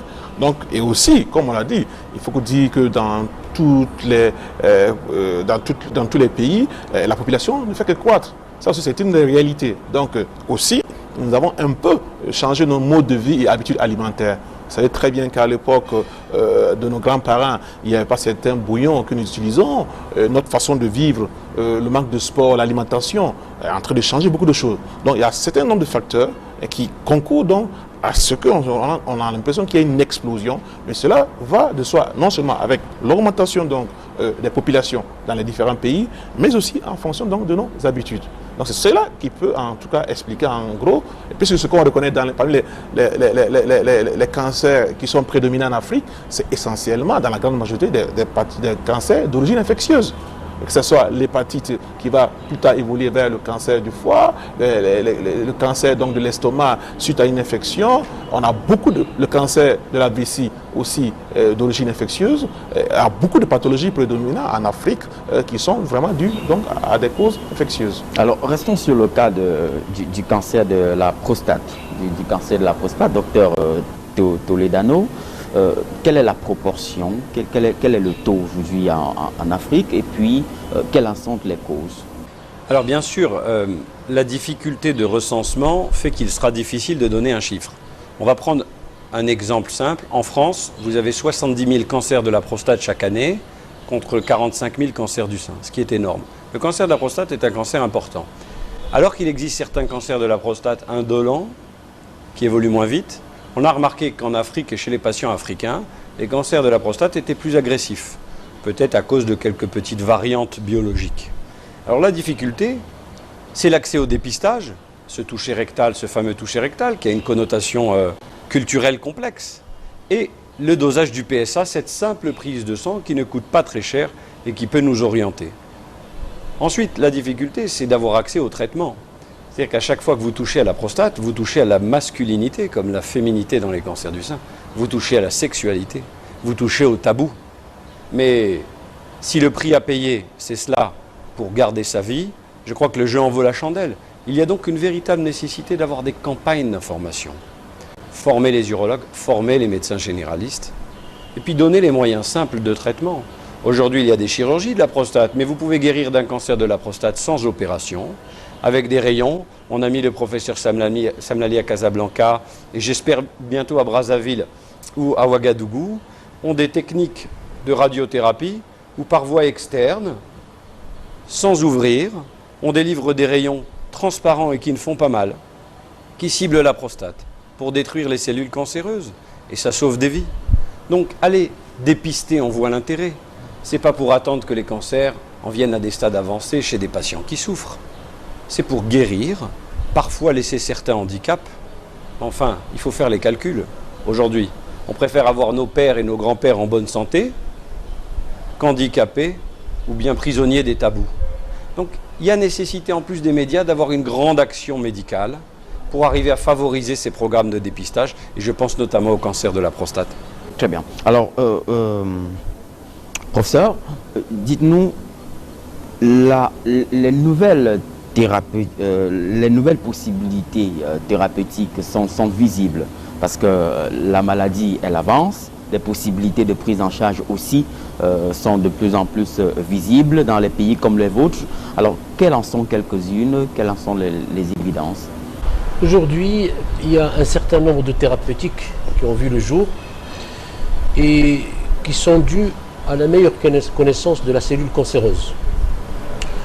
Aujourd'hui, la meilleure connaissance de la cellule cancéreuse a permis de mettre en place les mécanismes de fonctionnement pour chaque cancer. Et aujourd'hui, on a créé des médicaments qui vont directement au niveau de ces mécanismes de manière ciblée. C'est ce qu'on appelle des thérapies ciblées et qui ont amélioré les résultats thérapeutiques dans le domaine de la cancérologie. La problématique de ces médicaments, c'est qu'ils coûtent horriblement cher. Ça, c'est le premier point. Le deuxième point, c'est sur le plan de la radiothérapie. Aujourd'hui, on arrive par des moyens technologiques, informatiques, à cibler les radiations, comme l'a dit mon ami Alain Toledano, pour les cancers de la prostate. Jadis, la radiothérapie classique traitait la maladie, mais laissait des effets secondaires, des fois qui gênent énormément la vie du patient. Aujourd'hui, on est capable de traiter un cancer avec des machines modernes, sans laisser d'effets secondaires. Troisièmement, même le côté chirurgical a connu aussi des développements très importants. Aujourd'hui, on opère juste, il y a une désescalade chirurgicale, on opère sans ouvrir le ventre. On a mis en place des robots pour améliorer les performances du chirurgien. Et finalement aussi, sur le plan de l'imagerie, aujourd'hui, les techniques d'imagerie se sont beaucoup développées, ce qui a permis un peu de connaître la maladie d'une manière beaucoup plus précise. Tout ceci pour dire que cet ensemble d'arsenal a permis d'abord de connaître, de comprendre la maladie, son agressivité et mettre en place des thérapeutiques adaptées à une situation pathologique bien précise. Alors, ces nouvelles technologies-là, professeur Jean-Bernard Kouambon, sont-elles d'actualité dans vos différents pays qui ont des réalités semblables, qui ont des structures, des souches semblables aux nôtres? Alors, est-ce que ces nouvelles possibilités thérapeutiques-là sont d'actualité, sont à l'ordre du jour, implémentées dans vos différents pays? Alors, je crois qu'il faut avoir l'honnêteté, le courage de dire que nous sommes à la remorque de l'innovation. Nous faisons la plupart des traitements que mon ami Redouane vient de citer. Mais nous sommes en retard sur les nouvelles possibilités thérapeutiques. Il ne faut pas désespérer. Il ne faut pas désespérer. Nous y employons. Les choses se passent dans les coulisses, comme l'a dit Alain Toledano. Les thérapies ciblées, comme l'a dit mon ami Redouane, on a commencé à les utiliser un peu à Brazzaville, un peu en Côte d'Ivoire, peut-être bientôt au Burkina Faso. Mon ami Ndom a commencé également ici. Donc, progressivement, on y arrive. Mais ce qui est encore important, c'est de donner les moyens pour créer un environnement pour, un, comprendre mieux la maladie chez nous, deux, mieux la stratifier, parce qu'il se pose sur le plan de diagnostic. Si vous n'avez pas mis en place un bon diagnostic, vous aurez du mal à faire un bon traitement. Parce que ce que le professeur Redouane a dit, c'est que nous tendons aujourd'hui vers la personnalisation des traitements. On ne va plus traiter un cancer du sein de la même façon chez mon épouse ou chez l'épouse de tous les autres. Non, ça a changé. Parce que tout ce qui est moléculaire aujourd'hui, toute la biologie aujourd'hui permet d'orienter le traitement de façon ciblée. Chacun a son traitement. Vous voyez? Mais nous sommes très loin par rapport à cela. Mais nous avons la chance d'être en contact avec ceux qui ont commencé à le faire. Donc nous allons nous arrimer. Mais encore une fois, il faut que le politique nous donne cette occasion de pouvoir nous arrimer. Alors où en êtes-vous? Vous êtes rendu à quel niveau? La chimiothérapie, la radiothérapie? La chimiothérapie, elle se fait. La radiothérapie, elle se fait. Bon, nous sommes restés pour la plupart des pays qui sont les nôtres au stade du cobalt. C'est le Mathusalem de la radiothérapie. Non, le cobalt est encore non, je n'ai pas totalement dépassé. Il y a encore des structures en France qui ont même encore le cobalt. Mais aujourd'hui, les meilleures machines sont des accélérateurs de particules. Là, je parle sous le contrôle des deux éminents radiothérapeutes. Lui, il a même une nouvelle machine qui est le Cyberknife, alors c'est la Rolls-Royce encore des machines à radiothérapie. Donc, nous arriverons tout doucement, mais ça coûte cher. Mais avant d'y arriver, il faut créer l'environnement. C'est quoi l'environnement? C'est d'abord avoir les ressources humaines, il faut les avoir. Nos jeunes que nous formons, quand ils ont fini les études de médecine, quand ils voient l'extérieur, ils ne reviennent plus. Parce que quand ils reviennent, mais ils sont sous-payés. Donc ils sont totalement démotivés. Quel intérêt d'un jeune qui va revenir dans son pays pour toucher 300 € alors qu'il a 12 années de médecine? Vous voyez, ça démotive. Ça, c'est le politique qui doit régler ce problème-là. Donc créer des conditions permissives pour que nos jeunes restent sur place. Donner les moyens pour qu'on fasse une véritable formation. On peut la commencer chez nous, dans le basique. Mais il faut la compléter. Nous avons des jeunes qui vont chez Alain Toledano. Je voulais aussi te remercier pour ce que tu fais pour nous. Mon ami Redouane qui va recevoir d'ici là des jeunes qui sont chez moi. Mais il faut commencer chez soi. Déjà le fait qu'on ait commencé en Afrique centrale, maintenant le fait qu'on commence la formation des cancérologues en Afrique de l'Ouest, c'est une bonne chose. On va avoir une masse critique importante. Et c'est une masse critique qui va peser pour changer la donne. Sur le plan déjà du diagnostic, parce qu'il y a très peu de jeunes médecins formés, mais qui n'ont pas eu accès à l'enfant de la cancérologie. Et c'est l'occasion que vous me donnez pour dire que dans l'espace CAMES, dans l'espace francophone, il faut que nous fassions cet enseignement. Il y a des pays en Afrique noire aujourd'hui où on n'enseigne pas la cancérologie. Chacun dans son petit coin, il prend un petit bout, il fait ce qu'il veut. Et quand il attrape un malade, il fait ce qu'il veut. Alors qu'il oublie qu'aujourd'hui, le malade appartient à tout un réseau. On ne peut plus se suffire à soi. C'est toute une équipe qui est mise en place. Depuis le médecin, j'allais dire plusieurs médecins qui travaillent sur des schémas différents, jusqu'à l'aide-soignant. Mais déjà, les possibilités qui existent dans nos pays d'Afrique centrale, notamment à Brazzaville, au Congo, d'où vous venez, est-ce que ces possibilités-là, bien que je ne veux pas dire désuètes, c'est un peu péjoratif, mais est-ce qu'elles sont accessibles? Oui, je veux dire oui. Oui et non. Le cancer a un coût. Dieu merci, aujourd'hui, quand on parle des molécules, il y a eu des molécules qui sont tombées dans le domaine des génériques, donc ça coûte beaucoup moins cher. Mais il y a encore des molécules qui ne sont pas des génériques, qui coûtent cher. Vous parlez de thérapie ciblée, mais ça coûte évidemment cher. Je vais vous prendre l'exemple, c'est le Glivec. Le Glivec, c'est une molécule innovante, donc une thérapie ciblée, qu'on utilise par exemple dans les leucémie myéloïde chronique. La boîte coûte 4 500 $. Et ça, c'est le traitement d'un mois. Qui, au Cameroun, peut se permettre ça? Personne. Qui? Personne. Mais déjà, la chimiothérapie, les cas que vous avez regardés en images, oui, peinent à avoir accès à la simple chimiothérapie. La chimiothérapie, le problème est en train de se résoudre aujourd'hui. Parce que beaucoup de molécules tombent dans le domaine du générique, donc ça commence à coûter un peu moins cher. Ce que nous devons nous faire, nous, en Afrique ici, c'est mettre en place une centrale d'achat, une centrale commune d'achat, pour peser, parce que ces médicaments viennent de l'Inde, pour que nous ayons ces médicaments à des coûts encore beaucoup plus bas. Pour quand? Donnez-nous l'occasion d'y arriver. Faisons le plaidoyer auprès des hommes politiques, parce que vous les recevez. Moi, je les vois très peu, mais vous les voyez quasiment tous les jours. Lorsque nous les rencontrons, nous le faisons. Parce que quand vous prenez les pays du Maghreb, aujourd'hui, l'assurance maladie, donc c'est l'assurance qui paye. Mais chez nous, c'est encore le malade qui paie sa poche. Heureusement qu'il y a une solidarité familiale. Mais quand vous commencez, c'est très bien. Vous avez pris une cure de cure, mais après les gens sont essoufflés.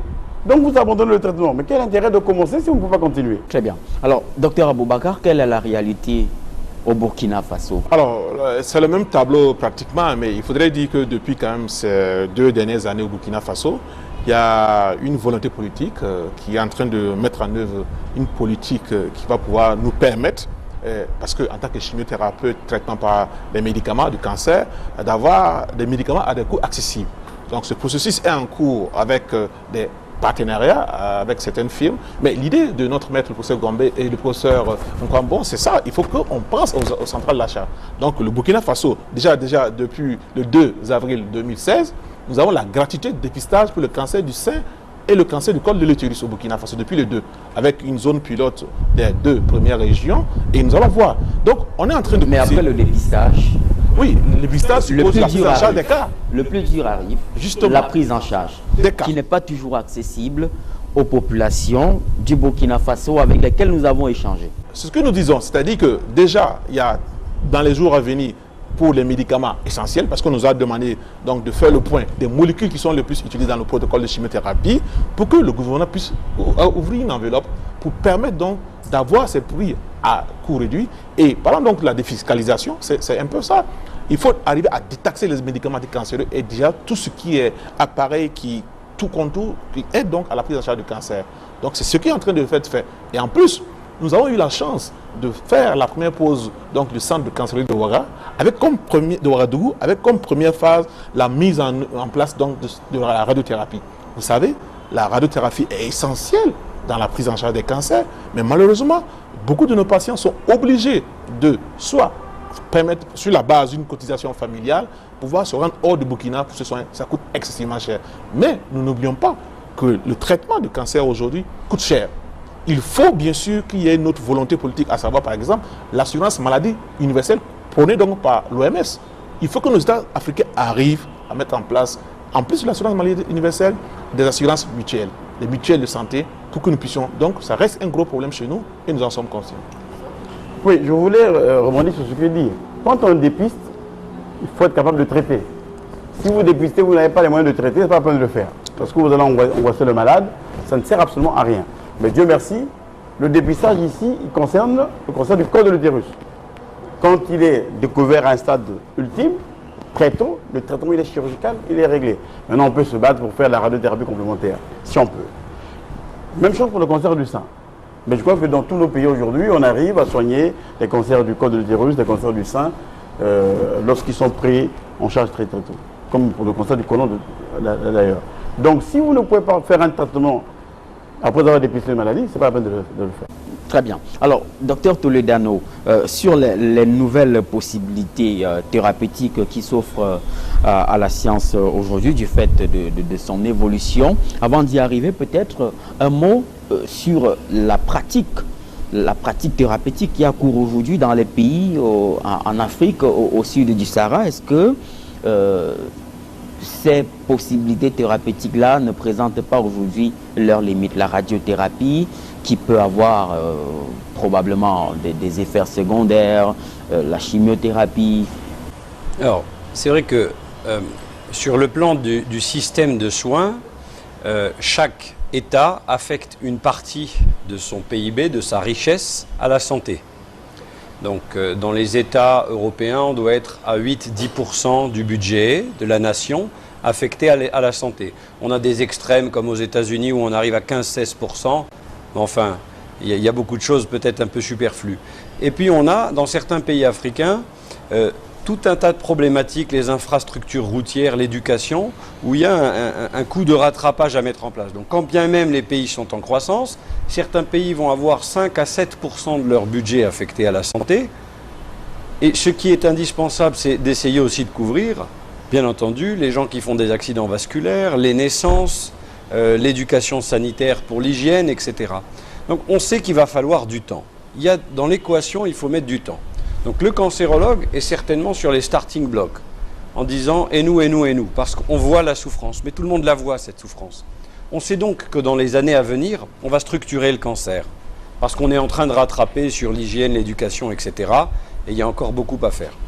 Maintenant, la cancérologie, c'est une population consciente, des médias qui aident à cela, la volonté politique, comme tu l'as si bien dit Jean-Bernard, une structuration des soins avec du réseau humain, organisé, intellectuel, des facultés qui enseignent, des médecins qui appliquent, des référentiels.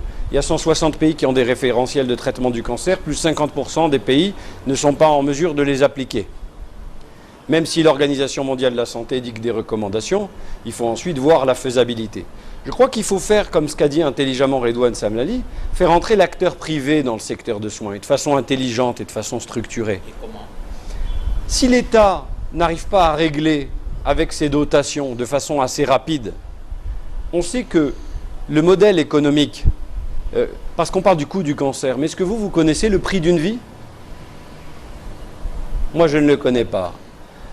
Eh bien, on voit qu'il y a des familles qui se cotisent. On voit qu'il y a des systèmes d'assurance avec des assureurs, vous savez, ce n'est pas des bons samaritains. Ils gagnent de l'argent, les assureurs. Donc les assurances bien organisées, avec un système de solidarité mis en place, peuvent arriver à couvrir les frais d'une population. Il faut déculpabiliser les prescripteurs. Parce que certains médecins nous disent « mais ce n'est pas la peine de traiter, ça coûte cher.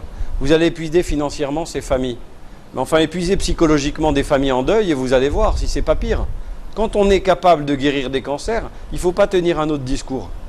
Donc aujourd'hui, bien sûr qu'on a les machines, le progrès technologique, ce stade ultime. Mais avant cela, il faut, comme tu as dit Jean-Bernard, un socle intellectuel. Il faut former les jeunes, il faut enseigner.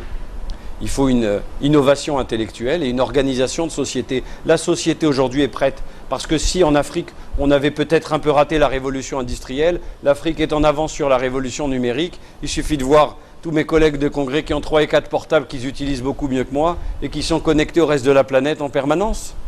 Donc avec cette révolution numérique, vous avez accès à toute l'information en un coup de clic et chaque étudiant, sur son téléphone portable, peut vous sortir la dernière donnée scientifique. Donc je crois qu'il faut s'aider de ces nouveaux médias, de ces nouveaux outils, de cette société de communication ouverte, des dogmes qui sont tombés, des concepts nouveaux du travail ensemble. Et la patientèle africaine, la patientèle camerounaise qui est prête. Les gens exigent d'être bien traités, ils ont raison. Il y a une médecine de service. On a besoin d'une médecine de service. Vous savez qu'un hôpital, c'est moins cher qu'un porte-avions. Vous savez qu'il y a des médicaments qui ont un bénéfice rendu aux patients qui peuvent être meilleurs que d'autres. Donc après, il y a toute une instance administrative qui va hiérarchiser. Donc il y a un gros travail. Il faut aider les professionnels de l'enseignement et de la santé à faire des petits pour avoir de la main, pour aller combattre ce cancer. Très bien. Et quelles sont les dernières évolutions? Alors les dernières évolutions, on va parler d'évolution technique, mais c'est d'abord une évolution sur la manière de se penser dans le système de soins. Le médecin est un acteur du système de soins. Le système de soins ne repose pas sur le médecin. La médecine s'occupe de la maladie, plus ou moins bien, comme elle le peut. Mais il faut s'occuper des malades. Donc il faut faire la place dans le système de soins pour tous ces paramédicaux, pour tous ces acteurs associatifs. Le malade est aussi important que le médecin. On ne traite pas des cellules. Quand vous traitez la détresse psychologique d'une famille, quel que soit le temps de vie, eh ben, la vie elle est améliorée. Alors ensuite, effectivement, parlons de l'implémentation de cette biologie moderne, où vous allez voir au microscope électronique les cellules, trouver des médicaments qui vont cibler de façon plus précise, arriver avec des rayons à cibler au demi-millimètre sans toucher aux organes adjacents, arriver à avoir une incision chirurgicale avec une petite cicatrice sans rester trop de temps à l'hôpital, sans complications opératoires. Donc on peut promettre ce qui est déjà en place, une médecine qui avance sur le plan de la chirurgie, des molécules, du high-tech, sur le plan de la génétique, puisqu'on a identifié des familles à risque, et on arrive en prévention à proposer des attitudes, je dirais, d'évitement des cancers à ces familles à risque. Mais tout ça, ça s'implante à partir du moment où vous avez un socle de population. Très bien. Alors, dites-nous, vous êtes donc réunis après avoir fait un diagnostic, je vais le dire sans complaisance, de la prise en charge du cancer en Afrique. Vous êtes au Cameroun dans le cadre d'un congrès. Qu'est-ce que le patient que vous avez regardé en image doit attendre de ce congrès-là et dans quel délai? Il doit attendre de l'échange qui existe depuis très longtemps. Aujourd'hui, grâce à l'association franco-africaine, on a créé un échange d'expérience et de collaboration sud-sud, sud-nord. Aujourd'hui, ça fonctionne.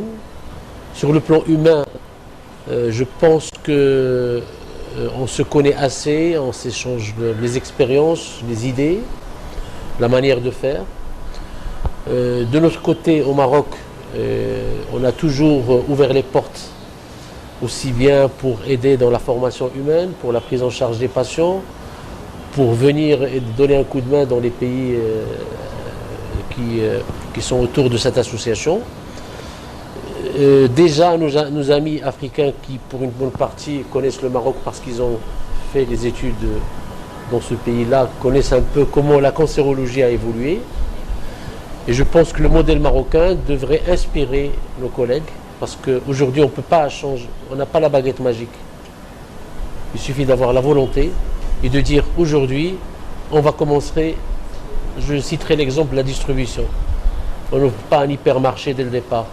On ouvre l'épicerie qui est capable de donner de l'alimentation, de distribuer l'alimentation à une petite échelle, puis la supérette, puis la grande surface. Je pense que dans ces pays frères, il va falloir réfléchir sur l'ouverture d'épiceries, c'est-à-dire de centres à l'image des conditions socio-économiques, rendre service aux patients, et par la suite, les choses vont venir et vont évoluer vers l'ouverture de l'hypermarché de soins. Très bien. Alors, c'est possible dès demain, après ce congrès, d'implémenter toutes ces recommandations, ce modèle marocain dans nos pays. On n'a pas attendu que ce congrès se tienne pour commencer à réfléchir. La réflexion a commencé il y a quelques mois, parce que ça fait bientôt 2 ans que nous nous retrouvons, on parle quasiment de la même chose, mais on avance doucement, doucement. Vous savez, l'Africain... Mais la maladie n'attend pas. Oui, malheureusement. Mais l'Africain, dans sa culture, a du mal à hiérarchiser la notion de l'urgence. Oui. Mais et là, vous vous adressez à qui? Mais je m'adresse et à vous, et aux politiques, et aux collègues médecins. Mais il faut prendre conscience que c'est un problème qui nous concerne nous tous. On est en train de s'organiser doucement, doucement. On va essayer d'aller trouver des fonds là où on peut les trouver. On essaie de bousculer les uns et les autres. Certains politiques commencent à nous écouter un tout petit peu. Donc les choses vont s'améliorer. On ne va pas les améliorer du jour au lendemain. Donc de retour à Brazzaville, que direz-vous au président Sassou, par exemple? Ah non, encore faudrait-il qu'il me reçoive. Bon, s'il me reçoit, je lui dirai. C'est un appel. Mais je crois que s'il me reçoit autour d'un repas, je lui dirai beaucoup de choses. Mais si vous pouvez y contribuer pour qu'il me reçoive assez rapidement, je serai l'homme le plus heureux. En tout cas, si je le vois, je lui dirai qu'on a des problèmes à régler dans ce pays. Ces problèmes sont majeurs, il y a urgence et on n'a pas besoin de beaucoup de moyens pour régler ces problèmes-là. Si on peut momentanément mettre un peu de côté les budgets de l'armée pour les réaffecter vers la santé et l'éducation, on a tout gagné. Vous voyez, un pays se développe à travers son système éducatif, son système de santé. Si vous avez un peuple qui est éduqué et qui est en bonne santé, vous avez une économie en marche. Si vous voulez avoir une économie dynamique et florissante, commencez par régler ces deux problèmes-là. Ne réglez pas le reste. Alors, docteur, comment amener le politique à faire de cette question de santé une question à faire du cancer, de la prise en charge du cancer, une question de santé majeure? Déjà, c'est vous. Le fait déjà de profiter de cette rencontre, inviter sur ce beau plateau nos maîtres et grands frères qui sont dans le domaine pour partager leur expérience, c'est déjà quelque chose. Mais vous aussi, vous avez une part de responsabilité. La responsabilité, elle est partagée. Étant donné que c'est une des spécialités qui nécessite donc une prise en charge multidisciplinaire. On l'a dit ici, c'est pas le médecin seul avec le malade, c'est tout le monde, c'est le monde associatif, les médias, les médecins, le politique. La prise en charge du cancer, elle est universelle, elle est pluridisciplinaire. Donc tout le monde a donc sa place pour une prise de conscience donc de la lutte contre le cancer. C'est dire que votre plateau avec Equinox Télévision, c'est une bonne chose. Déjà, les téléspectateurs qui nous écoutent comprennent que ces images qui sont vues ici au Cameroun sont partagées au Burkina, à Brazzaville et dans d'autres pays africains. Et donc, il y a une nécessité donc de prise en charge collective. Nous avons vu ici l'exemple marocain qui est là, qui est vraiment une des particularités qui mérite donc d'être partagée au sein donc des pays africains avec chaque pays. Chaque pays a sa particularité. Chaque pays a sa particularité parce que le système, ce n'est pas forcément le nôtre. Mais il faut toujours aller vers l'autre, prendre ce qui est bon, qu'est-ce qu'on peut améliorer et dans nos réalités. Donc le premier cancer est déjà là. Le fait déjà ce matin, avec beaucoup de plaisir que nous avons écouté le ministre de la Santé publique s'intéresser pendant de longs moments sur la question donc, de cette pathologie qu'est le cancer, est déjà une bonne chose. Donc il faut que nous ayons toujours ces hommes politiques qui nous suivent et vous d'ailleurs, avec ces images, qui conscientiser encore davantage la population sur le risque. Parce que, quoi qu'on dise, la lutte contre le cancer, c'est aussi le patient. Vous voyez l'Afrique, le parcours du patient, c'est quoi? Lorsqu'on a une tumeur, lorsqu'on a une boule qui commence, on préfère tourner, aller chez le charlatan, dire peut-être pas chez le voisin. C'est un sort. Avant maintenant d'arriver souvent chez le praticien, qui voit des stades énormes. Et là, vous avez beau être le plus intelligent des cancérologues, c'est un peu difficile parce que les stades avancés, les localisations secondaires sont difficiles à gérer. Donc c'est une prise de conscience collective. Les médias, tout le monde, nous avons notre place dans la lutte contre le cancer. Très bien. Alors, docteur Toledano, que faut-il retenir? Alors, je crois qu'il faut garder de l'optimisme et de l'espoir. Et c'est la première chose à retenir, puisqu'on voit que les choses avancent malgré tout. Ensuite, que chaque patient garde sa culture. Pourquoi pas aller voir le conseil ou le tradit praticien? Simplement, il faut que chaque patient sache qu'il y a des efforts qui ont été faits par le système de soins, les politiques, pour que les médecins soient formés et aient des études de qualité. Donc le médecin est tout à fait capable de trouver une anomalie, sait à qui poser la question. Il y a des centres qui font de l'imagerie, il y a des centres qui font des biopsies, il y a de la chirurgie, il y a des réseaux de soins. Donc le patient doit savoir qu'il est encadré par un système de soins, qu'il a le droit à son unicité, mais qu'il y a probablement une réponse à sa maladie. Et le savoir précocement, c'est refuser la fatalité de ce qui nous arrive et peut-être sauver des vies parce qu'on va arriver précocement. Donc le message d'espoir, c'est de dire qu'avec toute l'information, toute cette convergence qu'on voit aujourd'hui, on va pouvoir guérir de plus en plus de gens, sauver, j'espère, de plus en plus de vies et éviter que les familles soient en deuil. Alors, conclusion, cancer aujourd'hui n'est pas synonyme de mort. Non. À condition qu'il y ait des préalables, tels que la prise en charge de... Qu'il y ait le diagnostic précoce, qu'il y ait les moyens nécessaires, qu'il y ait les moyens de financement des soins, donc les moyens de réadaptation de ce patient qui a été traité à une vie tout à fait normale. Tout ça, c'est un ensemble d'éléments qui doivent être là pour que le cancer ne soit pas une fatalité, c'est-à-dire une maladie curable. Aujourd'hui, je voudrais juste dire que certains pays, quand même, ont commencé à bouger grâce à nos réunions que nous faisons régulièrement, et je citerai l'exemple de la Côte d'Ivoire, qui se sont inspirés un peu du modèle marocain, et ça c'est grâce à toi, Alain, qui a pu nous réunir. Et aujourd'hui, j'ai appris tout à l'heure qu'il y a un grand centre anticancéreux qui va voir le jour en Côte d'Ivoire, aidé dans cela par l'État marocain et par cette collaboration qui existe entre les deux pays. Je pense qu'il y a des choses à faire. Très bien. Et le Gabon. Pourquoi vous ne le faites pas pour le Cameroun? Alors, le Gabon aussi. Non, mais pour le Cameroun. Pour le Cameroun, vous avez tout à fait raison. Je crois que vous avez des professeurs de cancérologie de très haut niveau au Cameroun. Il faut dire à la population, professeur Pondom, professeur Moelle-Sonné, vous avez un enseignement médical de très haut niveau au Cameroun. Donc, pour la population, sachez-le, ce sont nos maîtres. Alors après, l'alchimie, elle se crée par une convergence d'intérêts politico-économiques, financiers. Le Cameroun est un pays qui a ses spécificités, qui travaille sur ses 10 régions, qui a un plan d'urgence, qui avait une situation cardiovasculaire, pédiatrique, gynécologique, qui fait que les choses vont à leur rythme. Mais en tout cas, nous serons toujours là, cancérologues, à l'international et sur le plan associatif, pour épauler, pour aider, pour accueillir les étudiants, pour participer à l'enseignement et pour accueillir les patients s'il le faut. Mais vous le dites, docteur Toledano, au Cameroun, nous avons de bons experts, mais en face, nous avons des images aussi pathétiques que celles que vous avez regardées. Votre ministre de la Santé et la première dame qui va nous recevoir se sont engagés avec des faits, des promesses et déjà des fonds débloqués pour la lutte contre le cancer. Et il est vrai que, par respect pour l'accueil qu'on a, je crois qu'il faut leur donner l'audience, puisque à la fin du congrès, des travaux, on attend effectivement une synthèse politique sur les actions qui vont avoir lieu. Et je pense que le professeur Ndom et l'ensemble du comité d'organisation seront heureux d'annoncer tout ce qui va être fait, parce qu'il faut que des choses soient faites. Très bien. Merci d'être venu sur ce plateau, partager vos différentes expériences avec nous. Nous vous souhaitons un très bon séjour au Cameroun. Mesdames, Messieurs, merci pour votre aimable attention.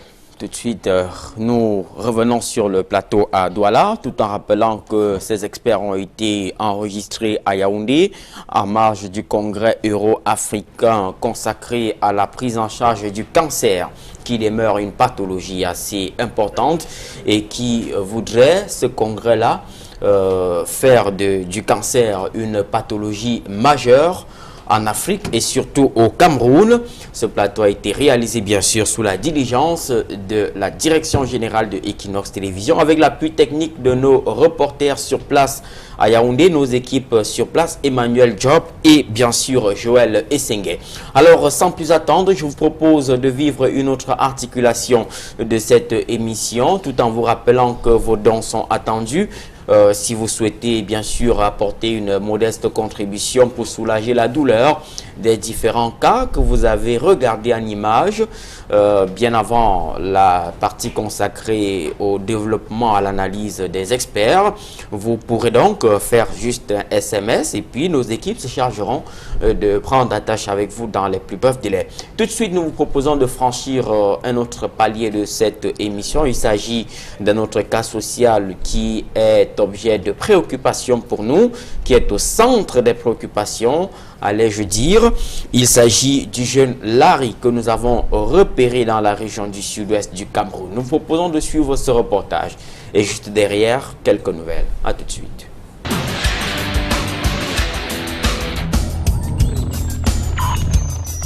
C'était mon champ jusqu'à le soir, on rentre ensemble. je me lave, je mange et dors moi. Le truc qui brille pour faire parce que afin à lever faut haïr one, le relève de one prix, la wata de comment faut esquin, le coco chi il recra, naï à le briller c'est mina naï parce que ma eating et le go for you before, naï à le briller for bush, mina tonto come back for even, et all sleep.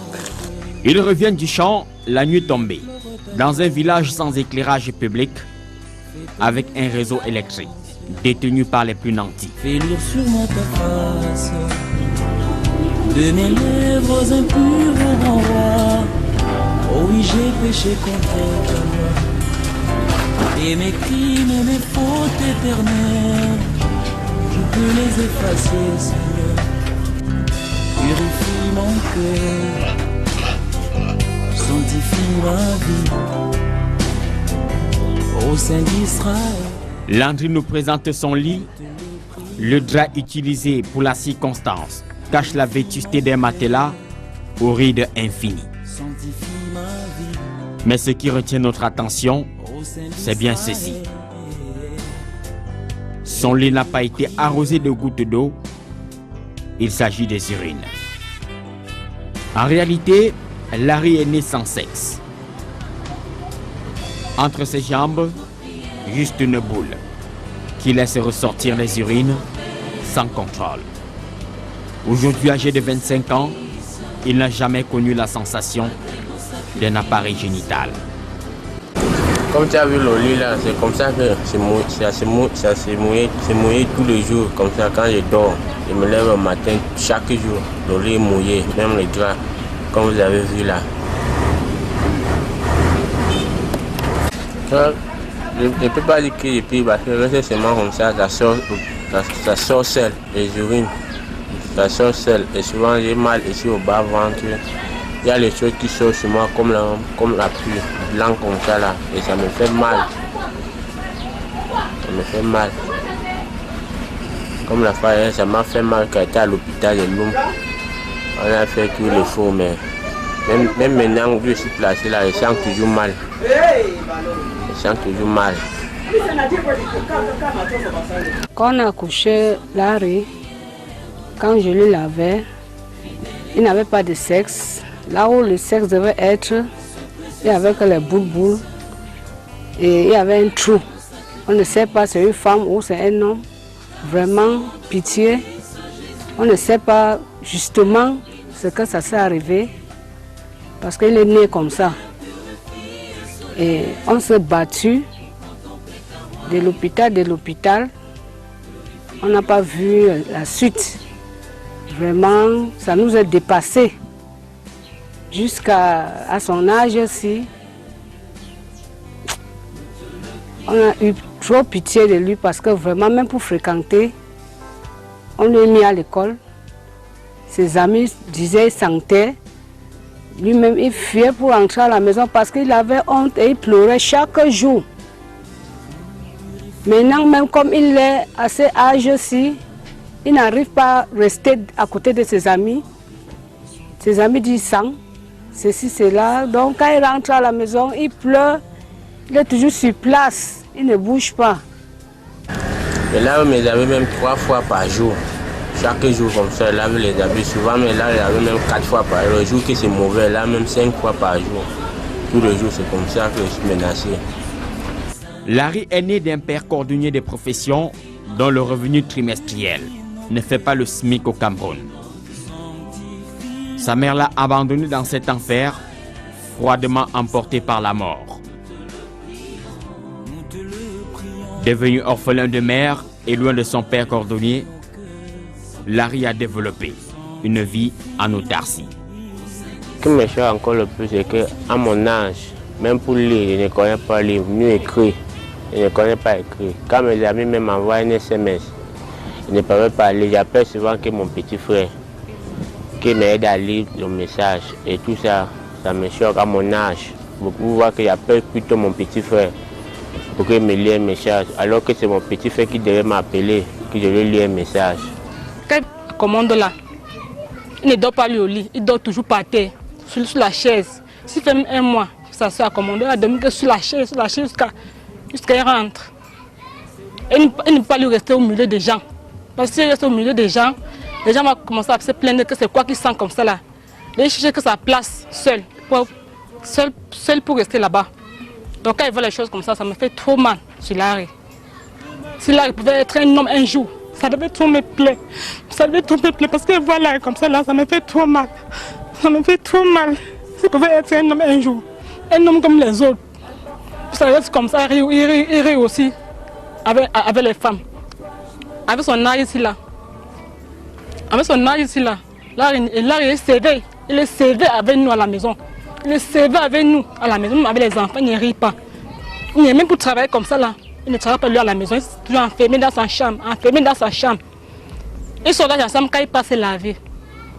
S'il a mangé, là il mange. Il passe tous enfermé dans sa chambre. Jusqu'à.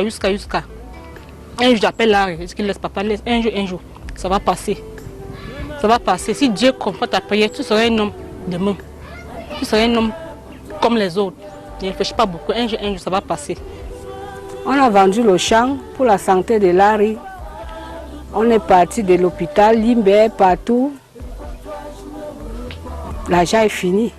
Donc de là maintenant, nous sommes à la maison. Il n'y a plus moyen.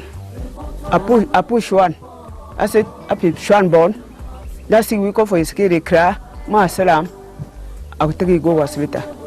Chouan so, no Chouan de maintenant, il n'est pas bon again. Until where I go do again, you know the thing don't pass me. I said farm, I said all thing, money don't finish. Now only me one. Mommy will be try, mommy to be down there. You own mommy, my will born you there. My mommy too will be try. Try for you, he die. And let me one for inside that sofa. Now, more no day for me again. Now, me need there for us, more for 3 go for hospital, no day for me again. Me try be sing man. Voilà, il lui reste l'espoir. L'espoir au jeune Larry, tout comme l'espoir aux jeunes qui souffrent de cancer que nous avons reçus sur ce plateau. Alors, vous savez ce qu'il vous reste à faire, construire, participer à la construction de cette solidarité agissante, car vous le savez mieux que quiconque, nul n'a le droit d'être heureux tout seul. Alors, quelles sont les nouvelles? Nous allons tout de suite faire le point de l'état des lieux des différentes contributions que nous avons enregistrées tout au long de cette semaine. Et à ce sujet, je reçois sur ce plateau Vicky Nemale. Bonsoir. Bonsoir, Référent. Alors, quelles sont les contributions enregistrées? Il faut dire que le cas de Larry a touché les téléspectateurs.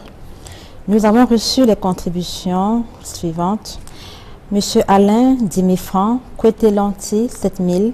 Yemdom Chouanfang, 10 000 francs. Raoul Karoti, 10 000 francs également. Dieu Turen, 10 000 francs. Anonyme, 10 000 francs. Monsieur Maka Raymond, 10 000 francs. Tchakam Eric, 3 000 francs. Silvio, 4 000 francs. Madame Annie Gobiol, 5 000 francs. Madame Olive, depuis Bepanda Ambiance, 2 000 francs. Tomben Jacques, 5 000 francs. Anonyme, 20 000 francs. Cédric Sewe, 2 000 francs CFA. Anonyme, 2 000 francs également. Chuo Chanceline, 10 000 francs.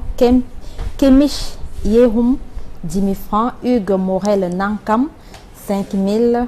Jean-Denis, 10 000 francs.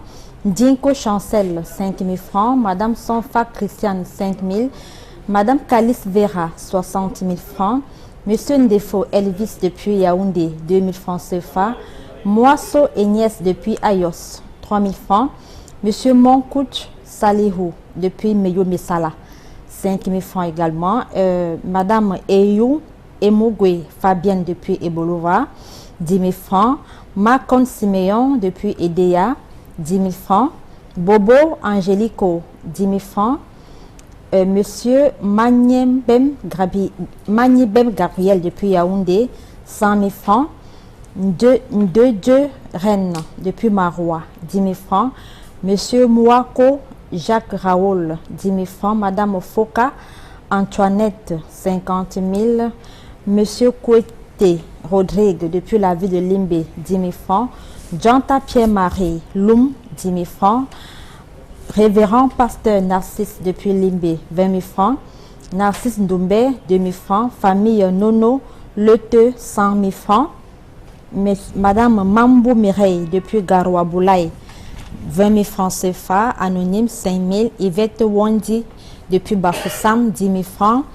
Pagui Kamgang Paulin depuis Yaoundé, 2500. Fontem Patricia Bafoussam, 10 000. Bami Nina, 10 000. Ngonobelibi Virginie Marois, 2 000 francs. Flora Nodjou, 5 000. Florence, 2 000. HTC, 5 000. Anonyme, 5 000 francs. Kwete Ndjowe, 5 000 francs. Akouche Zang, Divine depuis Kribi, 10 000 francs. Ngalani Carole, 2500. Thier Biep Guy Alain depuis le Gabon, 30 000. Enyege Séraphine, épouse Vanou Telly depuis la France, 29 580 francs. Famille Mbakop, 10 000. Poumeni Ndedi Linda, 30 000 francs. Lato Tiemani Edith, 5 000 francs. Mademoiselle Nemnier Christelle, 1 000 francs.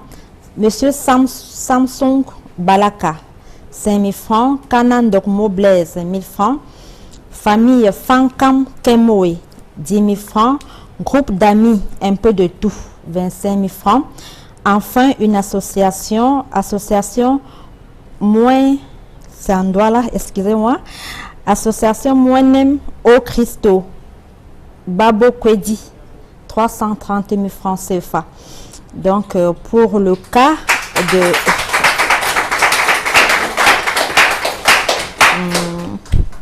Merci.